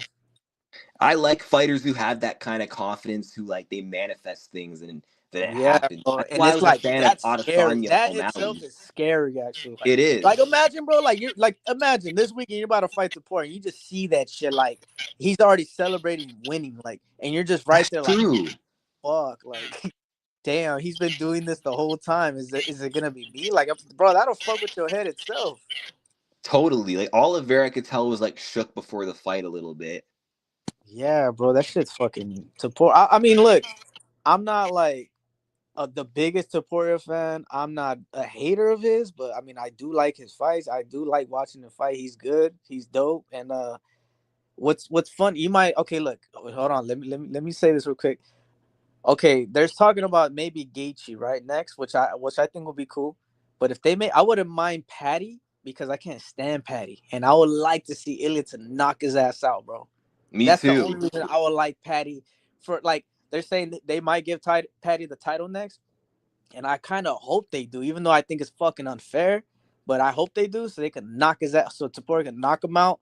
And oh my god, I'll be so happy, bro. That's why I like Taporia right now, because he's beating up the dudes I can't stand right now. Yeah, you can't stand Volk. No, not him, but he beat up what's his name? Mitchell. I didn't like Mitchell. Oh yeah, I agree. Like Yeah, I don't I like didn't him. like Mitchell. Who else did he beat that I couldn't stand, bro? Oh, Loki Charles was getting on my nerves, bro. Like Charles Loki getting on my nerves. Like everybody was blazing him for some fucking Oh reason. yeah. Yeah, Yeah, I everybody get started what you putting him on mean. the fucking weird pedestal, and I'm like, what the fuck? I mean, I like Charles, but like, damn, all his fangirls are like pissing me off. So yeah, Ilya knocked him out, and I was like, good. They call it like, shut up now, whatever. But it's all good. I like Charles though, but just his fans are kind of pissing me off. But other than that, though, Taporia is dope to watch. He is. He's And fucking. also, I kind of do think the Pimblett fight is like better marketing wise because there's like bad blood there. Yeah, there's already Patty's a got story more there. star potential. There's a Undefeated story in right the there. UFC. With Gaethje, he's just a sacrificial lamb. Like, I mean, so is Patty, but there's more of a storyline there with Patty. So I see a little different with Justin, though. I think Justin gives him a fight. You think so? Yeah, I think he gives him a fight, bro. Yeah, I mean I would hope so. he got knocked out in the last second of 5 rounds with Max Holloway and his nose broken and all. Like he just got knocked out the last second, and I think That he was goes a little long. crazy. He goes a little bit longer than Charles. He goes a little bit long. Yeah, I think he goes longer than Charles. I think he does. Do you think he But stuns am I saying he's Ilya? gonna win? No, I'm not saying he's gonna win. But I would like Gaethje to win though, because I like Gaethje. I like Gaethje. That would be pretty cool if Gaethje could like pull that off though, like do the unthinkable. Yeah, man. I mean, shit. They're talking about maybe the White House. Yeah, man, Gaethje's just been so disappointing though in every like undisputed title fight. Like he has one fight where he overperforms, looks good, then you expect him to be a threat to the champion, and then he becomes the champion's like easiest fight. Like he destroyed Tony, who many people thought was a nightmare matchup for Khabib. Then people thought Gaethje could beat Khabib, and then Khabib just like showed Gaethje he wasn't on his level. And then even the Charles fight, I was so hyped for that fight because I thought Gaethje had a really good chance to beat Yeah, that Oliveira, was like Gaethje's best and it, chance. it ended in one round, which is disappointing. Yeah, and Gaethje had him like 2 times. He dropped him the first one. He let him get Yep. up, which I kind of like. All right, yeah, you don't want to go on the ground one, but man, he was dazed. You could have just went. You could have followed up a couple little 2 shots and see if like okay if he's really out, and then you could have kept going. But Gaethje he slept on the opportunity, man, and that's what sucks, man. So I don't know this time around. If he gets a title shot and doesn't win, that's it, bro. That's it. Your chances are Gonna gone. retire. Yeah, your chances are gone. Yeah. Totally. Yeah, man, but I wouldn't mind a Gaethje Topuria fight though, really, bro. I think that fight it would be good. It would be really good. Yeah, I hope Gaethje can make it a fight though. I don't want it to be like a quick, easy night for Topuria. I Yeah, want a disbelief fight. yeah, bro. Like, you know what other fight? What makes me think Gaethje could go? The reason why I'm saying Gaethje could probably last because look at him. Look at Topuria versus Josh Emmett. Hmm, that's They went all true. 5 rounds, bro. That's true.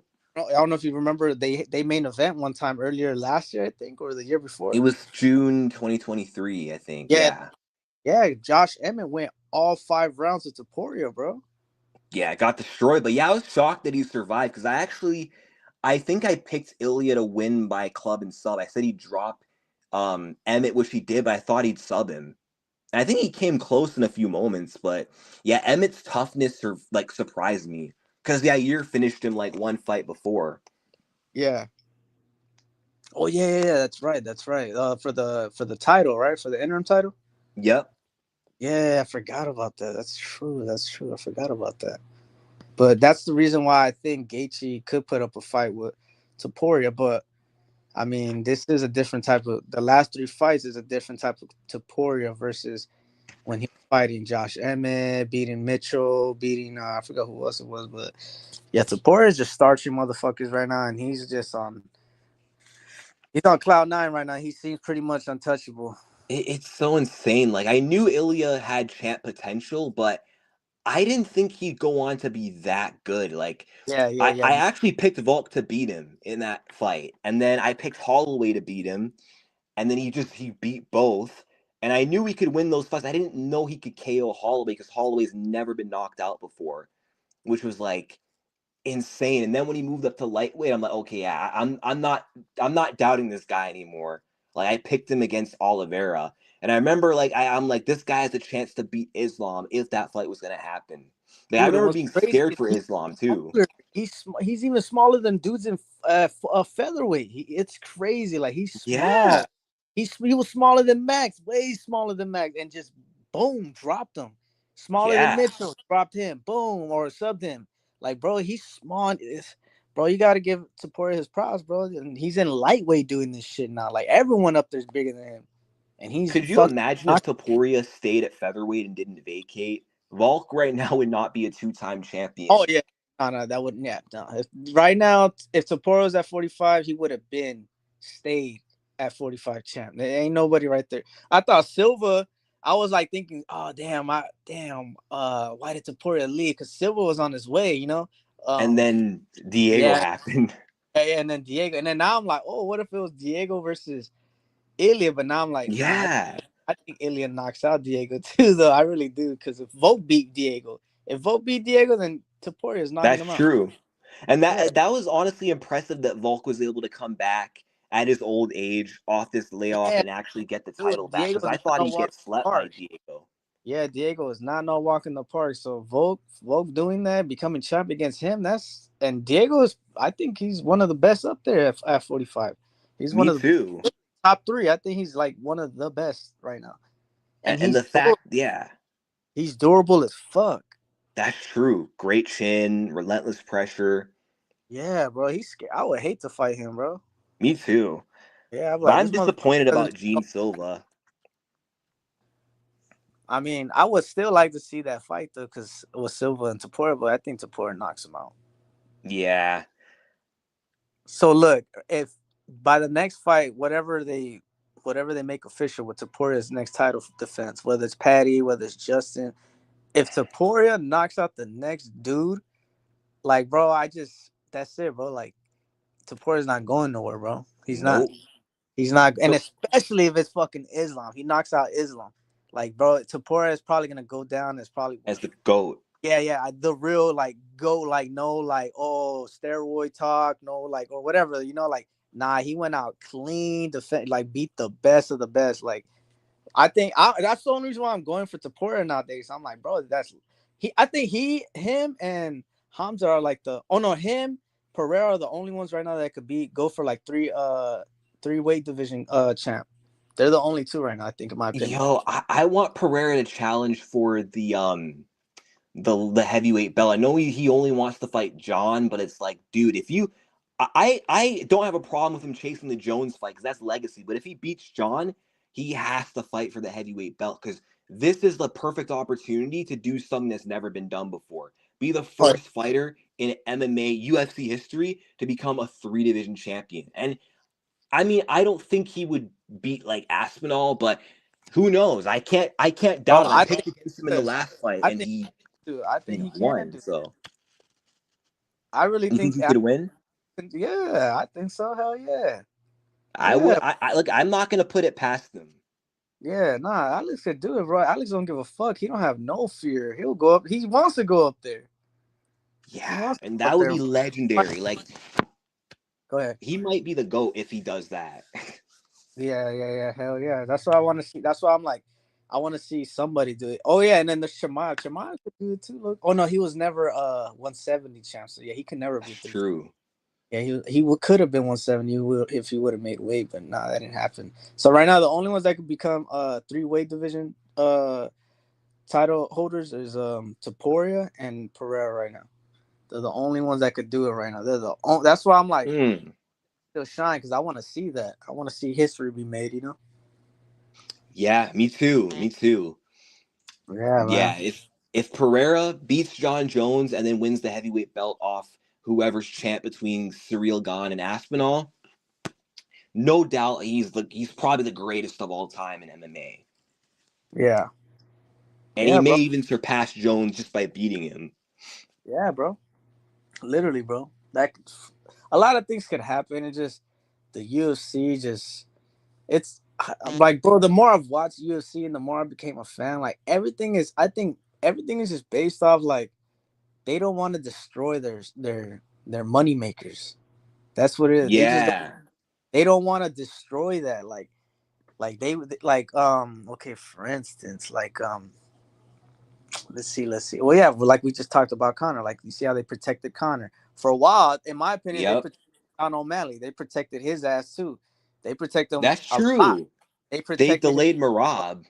Yeah. They fucking robbed Jan. They wanted him to go to the tops of the title because there was Marab on his way and there was Umar on their way. And if Sean fought them before getting to the title, there would have never been a Sean O'Malley. So that's why they're trying to skip him all the way to the top so they could hurry up and have a title, Sean O'Malley as champion, so they could make more money, have more people buying pay per view because he's having all this new generation fucking wanting to fucking watch his fight. So that's what the UFC was doing. This is just my opinion. They were just trying to protect him, bro, and that's why they gave Cheeto a title fight for Sean's first defense. They weren't gonna give it to Marab. They weren't gonna give it to Umar when they were like literally right there. literally earned it. But they're like, nah, hell no, we want to keep him up top still. And then finally, when Marab came around, there was no their back was against the wall and they couldn't do nothing. And they had no other option but to give Marab the title fight. That was it. Boom. And they tried, and Mm-hmm. they gave O'Malley a fucking rematch after losing, and he waited He like a didn't whole deserve a year rematch. That was such BS. because they want him, bro. Because they're protecting. They want him to be. That's what I'm saying. The UFC does. I'm tired of this shit, bro. Like, I'm tired of them doing that shit. I can't They, stand it. they, they should have protected O'Malley from the rematch, honestly, because that was the worst possible decision the UFC could have made. Yeah, bro. I be hating that shit, but I'm glad there's a Marab that exists, man. Because man, I'm tired of O'Malley. I can't stand him. So as long as Marab's up there or Umar's up there as a champ, there ain't gonna be no Sean O'Malley as a champ. So I'm cool with that. Longer do you see Marab reigning? Because it just doesn't seem like there's a guy that could beat him. I mean, who knows? Umar Nurmagomedov, I think, has a chance in a rematch, but other than him, I don't know who can stop Marab. Yeah, Umar does have a chance. Yeah, for sure he does. Yeah, most definitely he does. Because Yeah, didn't they say Jan doesn't though. didn't they say that Umar broke his hand or some shit the last fight during the fight? Maybe Yep. I think I'm wrong. So if that doesn't happen, maybe something else can happen. But I mean, look, bro. I like Morale. I became a fan. I would like Morale to stay champ. He's funny as fuck. I don't get why the UFC doesn't push him, but they want to push this fucking idiot Sean O'Malley, who I think is cringe as fuck. I think he is cringe. He's not funny. He's annoying. I don't know, bro. I don't know why the UFC pushes this guy so much. It can't just be the fucking hair. I don't know what else it is, but the UFC just I don't know. They want to fucking push this guy. They I don't want get it. another Conor McGregor. And he's not, bro. So I don't get like how is he Conor McGregor? At least Conor was actually funny and he sold fights and he was like backing this shit up though. But like O'Malley, he's just fucking cringe, bro. Like I can't stand O'Malley, bro. I can't stand him. He's entertaining though. Nah, I do not think he's You entertaining. don't I think don't. so? No, fuck Even no. with all the knockouts and stuff and clip Oh, farming? fighting, yeah, fighting, yeah. I'm not saying he Yeah. sucks. I'm not saying he sucks. No. He doesn't suck. He's a great fighter. He's good. He's a good fighter. But I just think again, put in the right places at the right time. That's it. They try to Yeah. protect. They try to protect them. They like like I'm telling you, like okay. Look, they want to set him up with Corey Sandhagen next, right? I could tell that's already they're already speculating that fighter. There's already talks, right? I don't know if you heard about Yeah. it. They're make that fight. Okay. And I know they're gonna make that fight because Sean O'Malley has a very good chance of knocking Corey Sandhagen. It's a striker. When a striker gets striker, most likely Sean's gonna win. He's gonna win. Yeah, So exactly. they want that fight. So right now they're gonna give Marab, he already got set up to fight. Oh, Van, right? He's gonna fight. No, not Van. Who Peter is Marab? Yan. Peter Yan. Um, Yep. Peter Yan. If Peter Yan beats Marab, they're gonna give Sean O'Malley another title fight because they know Sean O'Malley. Really? You don't think they'll give Marab an immediate rematch? Nah, bro. No. I would be surprised. They want O'Malley up there, bro. Trust me. They want O'Malley up there. They want That's O'Malley true. up there. If Corey But yeah, Sandhagen had won, they probably would have pushed O'Malley into another shot yeah. Oh, against who Marab. wins that fight If though? Who do you think wins that fight with Corey and O'Malley? I think O'Malley knocks him out. Yeah, I got Sean too. I've always thought that he was like a better version of Corey, even though Corey has like better grappling. Like striking wise, Sean is like way more dangerous than Corey. Better defensively, better with counters, legit like punching power. And I mean, he had Peter Yan like in more danger in the striking than Corey did. Like O'Malley did damage, like bloodied up Yan in that third round, rocked him. He was able to knock out Aljamain Sterling, which is very impressive. And also, when he fought Cheeto Vera, nobody just beats Cheeto up like that. Like Cheeto, he loses fights, but he never gets like his face broken like that or destroyed or bloodied up. Like so, the way O'Malley like battered Vera was very impressive. And Corey Sandhagen, even though it shouldn't have been a split decision, he went to a split decision where he didn't really do much damage and mainly relied a lot on like clinching and grappling. So against Sean, I think Sean has him on the feet. And I don't think his wrestling is going to be good enough to like control O'Malley on the ground like Marab. Yeah. Oh, and one more thing, because you brought it up. Okay, like you see what Sterling, right? He knocked out Sterling. That's Yeah. cool. But look at the circumstances right there too. Look how they were trying to push. Look how bad they Yeah, were they trying. rushed Aljo. Yeah, yeah. Like you see what I mean? Like they were just like that's fuck. I don't know if you've seen the behind the footage with Aljo when he's talking to Hunter McMaynard Campbell. or Yeah, Campbell. yeah, Yeah, yeah, McMahon, I bro. saw Yeah, that. I saw that. like you see, like he's trying to tell them, like, yo, like I just fought, like literally, I just fought, like, damn, give me some time to heal, and they were like, nah, because they wanted O'Malley to, and I knew it. As soon as the fight was about to start, I'm like, yeah, man, this dude's gonna be champion. I already know it is that he's gonna be, and yep, it happened. I mean, but Yeah. congrats to dude. I'm not gonna take nothing away from Sean. He beat Sterling. That was actually pretty cool, but then again, they rushed him. They rushed his ass. And they So when didn't give Sean Sterling a rematch either. exactly. They didn't So I give see him what a. you're saying. If Marab loses, they might not give him a That's it. rematch. There, you see what I mean? You see what I Yeah, mean? You see what I mean, bro? And Sterling defended his title like 3 times. exactly. Like I'm trying to tell you, bro. Like, bro. And then look, Sean beat Sterling, and then it was until like another year for UFC Noche that Sean. Oh no, yeah, wait. Was it a year when he beat defended against Vera? I think it was a year, bro. Yeah, he fought Vera in March 2024 and then fought in Noche against Marab in September That that which was a year. year right there too. Another they built the whole yeah, bro. And like, look, they just oh my god, I can't stand it, bro. It pisses me off, bro. Like it's really unfair. Like it's really I just don't like unfair shit, bro. I don't like make it a fair game, bro. Like come on, let's all be fair.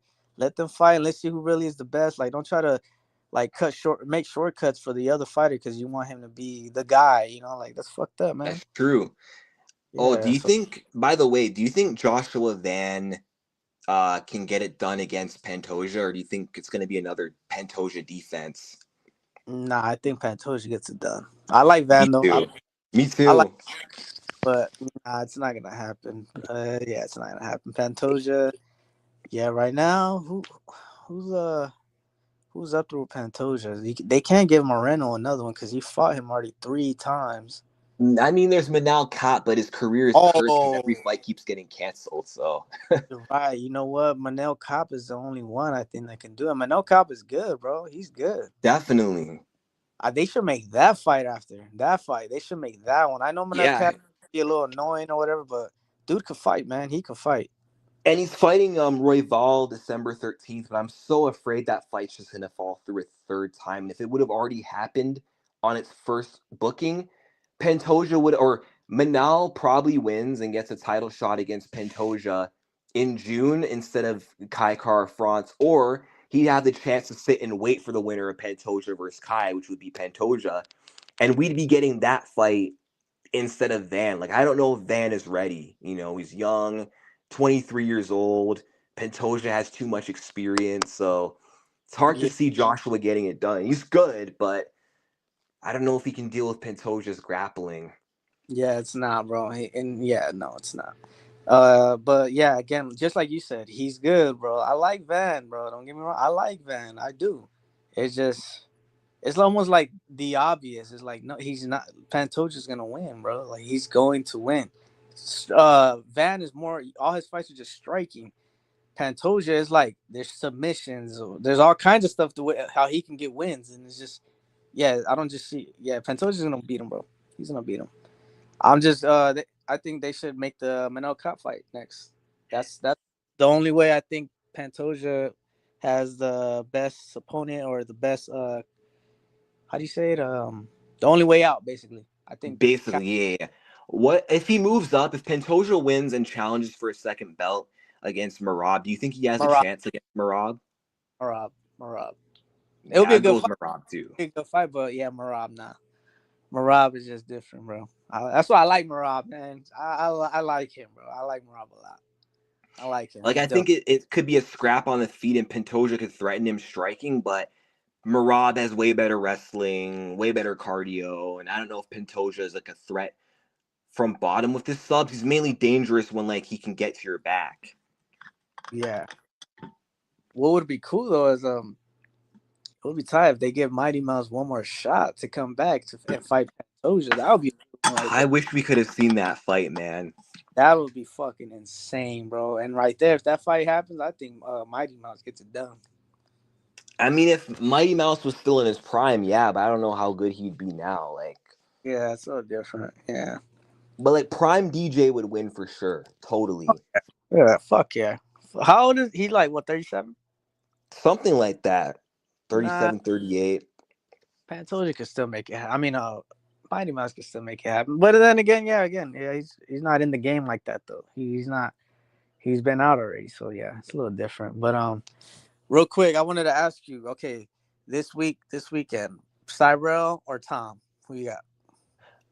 I got Tom Aspinall, and I think he gets it done by submission inside 2 rounds. But I also wouldn't be surprised if Aspinall wins like his first decision ever in the UFC. I don't know if he's ever won a decision in MMA before, but I could see this even being a 5 rounder, but Tom like still being able to win. But I'm picking him just because he's more well rounded, more ways to win, and more finishing potential. I'm not sleeping on Gon. Like I know Gon is like very dangerous and he's like a very good striker. He's very tricky on the feet, which that's actually where I think he has his best chance. But I can't trust the real Gon when it comes to the grappling, take down the fence, and every time he fights for the undisputed title, he runs into that same problem.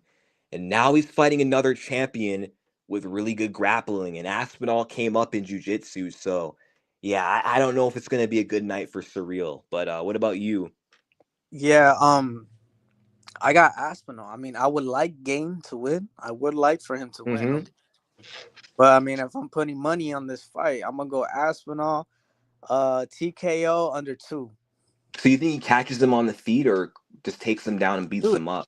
crazy because it's crazy. Like I've been watching Tom's fight, I've been going back and watching. Like, dude, he's a big guy, and it's crazy how big he is, but how light he is. Like he's super Yeah, fat. Like it's fucking crazy. I'm like, how is he that light? Like what the like the way he right? moves on his like he's not flat footed. Like he's super like. I'm like, wow. This dude's like a big ass dude with feathers or something, like on feathers or something. Like he's It's bro, like crazy. it's weird. Like I'm like I don't get it. I don't understand it. But the dude, yeah, he's good, man. So I got Aspinall, TKO under 2 with the versus Game. Yeah, and then even just like and then like the what was I gonna say? Even with his power is insane. It's like Yeah, he got he power has too. that like I touch you, you die kind of power. He can hit you with a jab, like he did to Curtis, and like you'll He's a go big down. And Gon has a bit of power, but not it's not the same, you know? yeah, nah. It's not. It's really not. But yeah, Aspinall, he's a big dude, bro. He's a big dude. He's fast. He's really quick with going in and out. He could be like boom, and then he's out of there. Like, yeah, bro, Aspinall, he's dangerous, bro. He's very dangerous. Did you see that sequence against Volkov where like he slipped? Volkov tried to hit him and he just dodged him on the way back up. Yeah, bro. Yeah, That man. And fight is what made me a fan of Aspinall, the Volkov performance. I became an Aspinall glazer. nah. What made me like started making me like an Aspinall like believer. I'm not gonna say like because I'm not the biggest Aspinall fan, but I mean I do like him. He's cool. He's a nice guy. You know, he's not annoying. But when it was him versus Sergey Pavlovich, Yes, dude, I legit was convinced because at this time Pavlovich was knocking everybody out, bro. He was scary. I'm like, yeah, totally. Sergey's gonna knock this dude out, and then next thing you know, that's how I found out who the fuck Tom Aspinall was. I'm like, oh shit, what the fuck? And yeah, man, I was Aspinall. nervous for that fight. I picked I, Tom, but I was like, I was, dude, I was I was nervous. scared. Yeah, I was nervous, bro. I was like, oh shit, bro, what the fuck's gonna happen? And next thing you know, Sergey got basically knocked out. I'm like, damn, that's crazy. And So was never the same since. But what I thought would happen is I picked Tom, but I thought he would grapple Sergey and kind of do what Overeem did to him back in the day. I thought, oh, he'll take him down, maybe soften him up on the ground and find a sub. And I thought if it stays standing, I thought Sergey might catch him and not the other way around. And the fact that he beat him so quickly without even needing a takedown was insane. yeah, yeah, man. So that is some crazy ass shit. But this weekend, I think it's gonna be and still Yep. at the heavyweight division. And as far as the women's strawweight, the co-main event with Mackenzie Dern and Virna, I can never pronounce her last name. Jirdaroba, what's her last name? It's Janji Roba or something like that. Yeah. Um, this is a weird matchup for me. I don't know why. But I would go Virna. I'm gonna go Virna, bro. And how come? Who did Virna fight her? Let me see. Hold on. Who did He was it was Yan Xiaonan. the Chinese girl, right? Yeah, she wrestled her to a decision, and then before that, I think she beat. Now I actually forgot. No, I yeah, know she beat. but Oh, she beat Amanda Lemos before that. there you go. That's the one. That's the one. They went. It was a main event, I believe. So if I'm not mistaken, Yes. that was a That's the one that made me think like this Verna girl can beat Mackenzie. She can beat Mackenzie. Yeah, because Mackenzie's only what submissions. That's it. If you put it, who did Mackenzie go? Would she go stand up with a real like striker chick? She gets beat the fuck up. Who's the one that dropped her and knocked Mackenzie Dern out? It was another Brazilian. Oh, it's Jessica Andrade. There you go. And she was smaller than her and straight up just dropped her. But I'm going Verna right now. Decision. I'm gonna go Verna decision. Okay, I could see it. I could definitely see it. Did you see their first fight though? What happened? The first fight between Dern and Virna. No, what the fuck they fought before? I didn't even know that one. What the fuck? Yeah, their first fight was like a 3 rounder. It was on UFC 256, and it was like a striking match because they're both grapplers, so they kind of cancel each other out. Virna didn't want to go to the ground with her. Dern attempted some takedowns but couldn't take her down. But Dern just basically like walked her down and made it like a sloppy like brawl on the feet, and basically just won through pressure and volume. Also, Mackenzie won the first one. Yep. Oh shit! This is bro. I didn't even. What the fuck? I did not know this, bro. That's Yeah. crazy. I mean, I I still mean, stand it'll with. be interesting to see what adjustments Virna can make after all this time, but Yeah, I I'm think still it's gonna gonna go. be a hard fight for Verna. Yeah, I'm still gonna go with Verna. I mean, I like Mackenzie Dern. I like her. Don't get me wrong. I like her, but Yeah, I'm me gonna go. too. I'm gonna go with Verna. I'm gonna go with Verna. Yeah, but I'm going with Dern. I hope Dern wins, but I could definitely see Verna winning because she's the more consistent fighter, and I mean, if she can find a way to implement her grappling offense and negate the subs of Dern, like she could out wrestle Mackenzie Dern because she's like a way better wrestler. And on the feet, if she can like get Dern's respect or slow down the pace and avoid brawling with her, I do think she could outstrike her as well. But I Yeah. think either way, it's a close fight that goes to a decision. Okay. All right. All right. You got Yeah. decision. You got decision Dern, and you got a decision Aspinall. No, Oh no, I sub. got Tom by sub. Sub. You said sub Yeah, under. but You I said did say decision was like possible, but I think he'll finish surreal. that's where I got that from. I was like, I could have sworn you said decision, but yeah. Okay. So you got Tom sub. You got Dern decision. What about Umar versus Mario? I got Umar sub. Me too. Umar is gonna smoke him, bro. I think Umar in the first round. Call me crazy, but I think Umar in the first round. That'd be nice. I hope he finishes Bautista. I don't think Bautista's that good. I mean, I know he beat Aldo, but Aldo by that point passed it, unmotivated, always underperforms in Salt Lake. So yeah, and then okay, he beat Patchy Mix, but Mix sucks. Oh yeah, that shit was. Oh yeah, that's the one. That's the reason why I like Mario because he fucking. They're over there glazing Patchy Mix too on his way over here, and this dude exposes them. So yeah, Mario's good in my opinion, but it just when it comes to a fucking crazy ass wrestler grappler dude, it's just not gonna work, especially if it's Umar Nurmagomedov. And yeah, I'm going Umar first round sub. Okay, that's actually a good bet. I could see that. And what about Almeida and Volkov? Oh my god, Almeida's boring. I'm gonna go Alexander Volkov, bro. But I hope so. yeah, I hope so. But I think Almeida just wins by a boring ass decision, bro. I Yeah, I'm going with Almeida too. I don't like this matchup for Volkov because he got robbed against Gon and should be fighting for the belt this weekend. Even though Tom beats him again, but still, like he should get a chance to fight for the belt. He got robbed. Now he has to take an even worse matchup in Jailton. I just think Jailton out grapples him at will. yeah. Yeah, man. I mean, again, I would like Volkov to win. I mean, I'm picking Volkov to win. Actually, I'm gonna go with him. I'm gonna pick Volkov, but, Okay, it's valid. but I could see it. yeah, I think I made up my win though. But my pick's gonna stand with Volkov, Umar, Verna, and Tom. Okay, and what about Rakic and Azamat Mirzakhanov? This one, I'm. I mean, the only reason why I'm picking Rockage, whatever his name is, because I don't know who the other dude is. I've never seen him fight before. Yes, my thoughts exactly.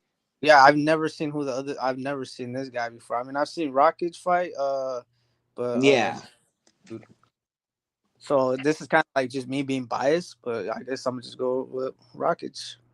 Yeah, I did my research on Azamat, and he's like got a lot of knockouts. He's undefeated, but the thing is, even though like Rakic is on an L streak, like he's fought like better competition. He's fought some of the best dudes in the world, like Jan, Yuri, Ankalaev, like three like former champions back to back. Like those are some tough matchups to go through, like three in a row.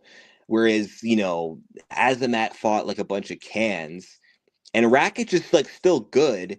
He's just losing to better fighters. But Yeah, Rakic could potentially like show levels in this fight. wasn't what didn't Rockage lose? He was the one that lost to Yuri, right? Recently on UFC 300, right? 300. Yeah. He also lost to Magomed Ankalaev at UFC 308 by decision.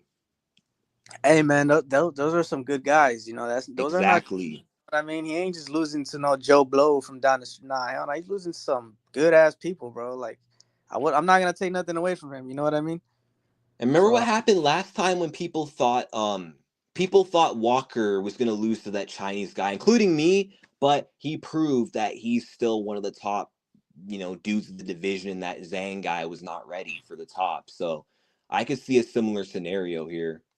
yeah. So yeah, Rackets, he's good, bro. Shit, I wouldn't sleep on him for one bit, bro. 1 second, I would not sleep on him. Me He's good. neither. Yeah, he's good, bro. But yeah, man. So hopefully this weekend, these card, will you be live streaming during the card or maybe not? I usually don't live stream during pay-per-views, so probably not, but I'll be doing What like about post-fight. maybe after fights, maybe post fight, like some? Yeah, probably post-fight. Oh, dude, Yeah, if I'll you do like post fight, post-fight videos and stuff, but if you go live post fight, shit, I'll join, bro. So we can talk about how the fights went. yeah, we'll see how my schedule looks, but yeah, if I can, I will for sure. Yeah, for sure. Because right now I got to get going. I got to get ready. But yeah, man, it was. Okay, Thanks for having me on the panel, bro. I love of talking fights, man. course. It Whenever was I see you fun. live, whenever I see you live and you see me in the chat, if you ever feel like dropping the link to talk some fights, bro, I'll join, bro. Always. Absolutely. Yeah, man. But yeah, thanks for having me on, bro. I got to get going though, man. You have a good one. You have the good rest of your weekend. And You yeah, I'll see you too. next time. I'll see you next time, bro. Okay, bye. All right, bro. Peace. Peace.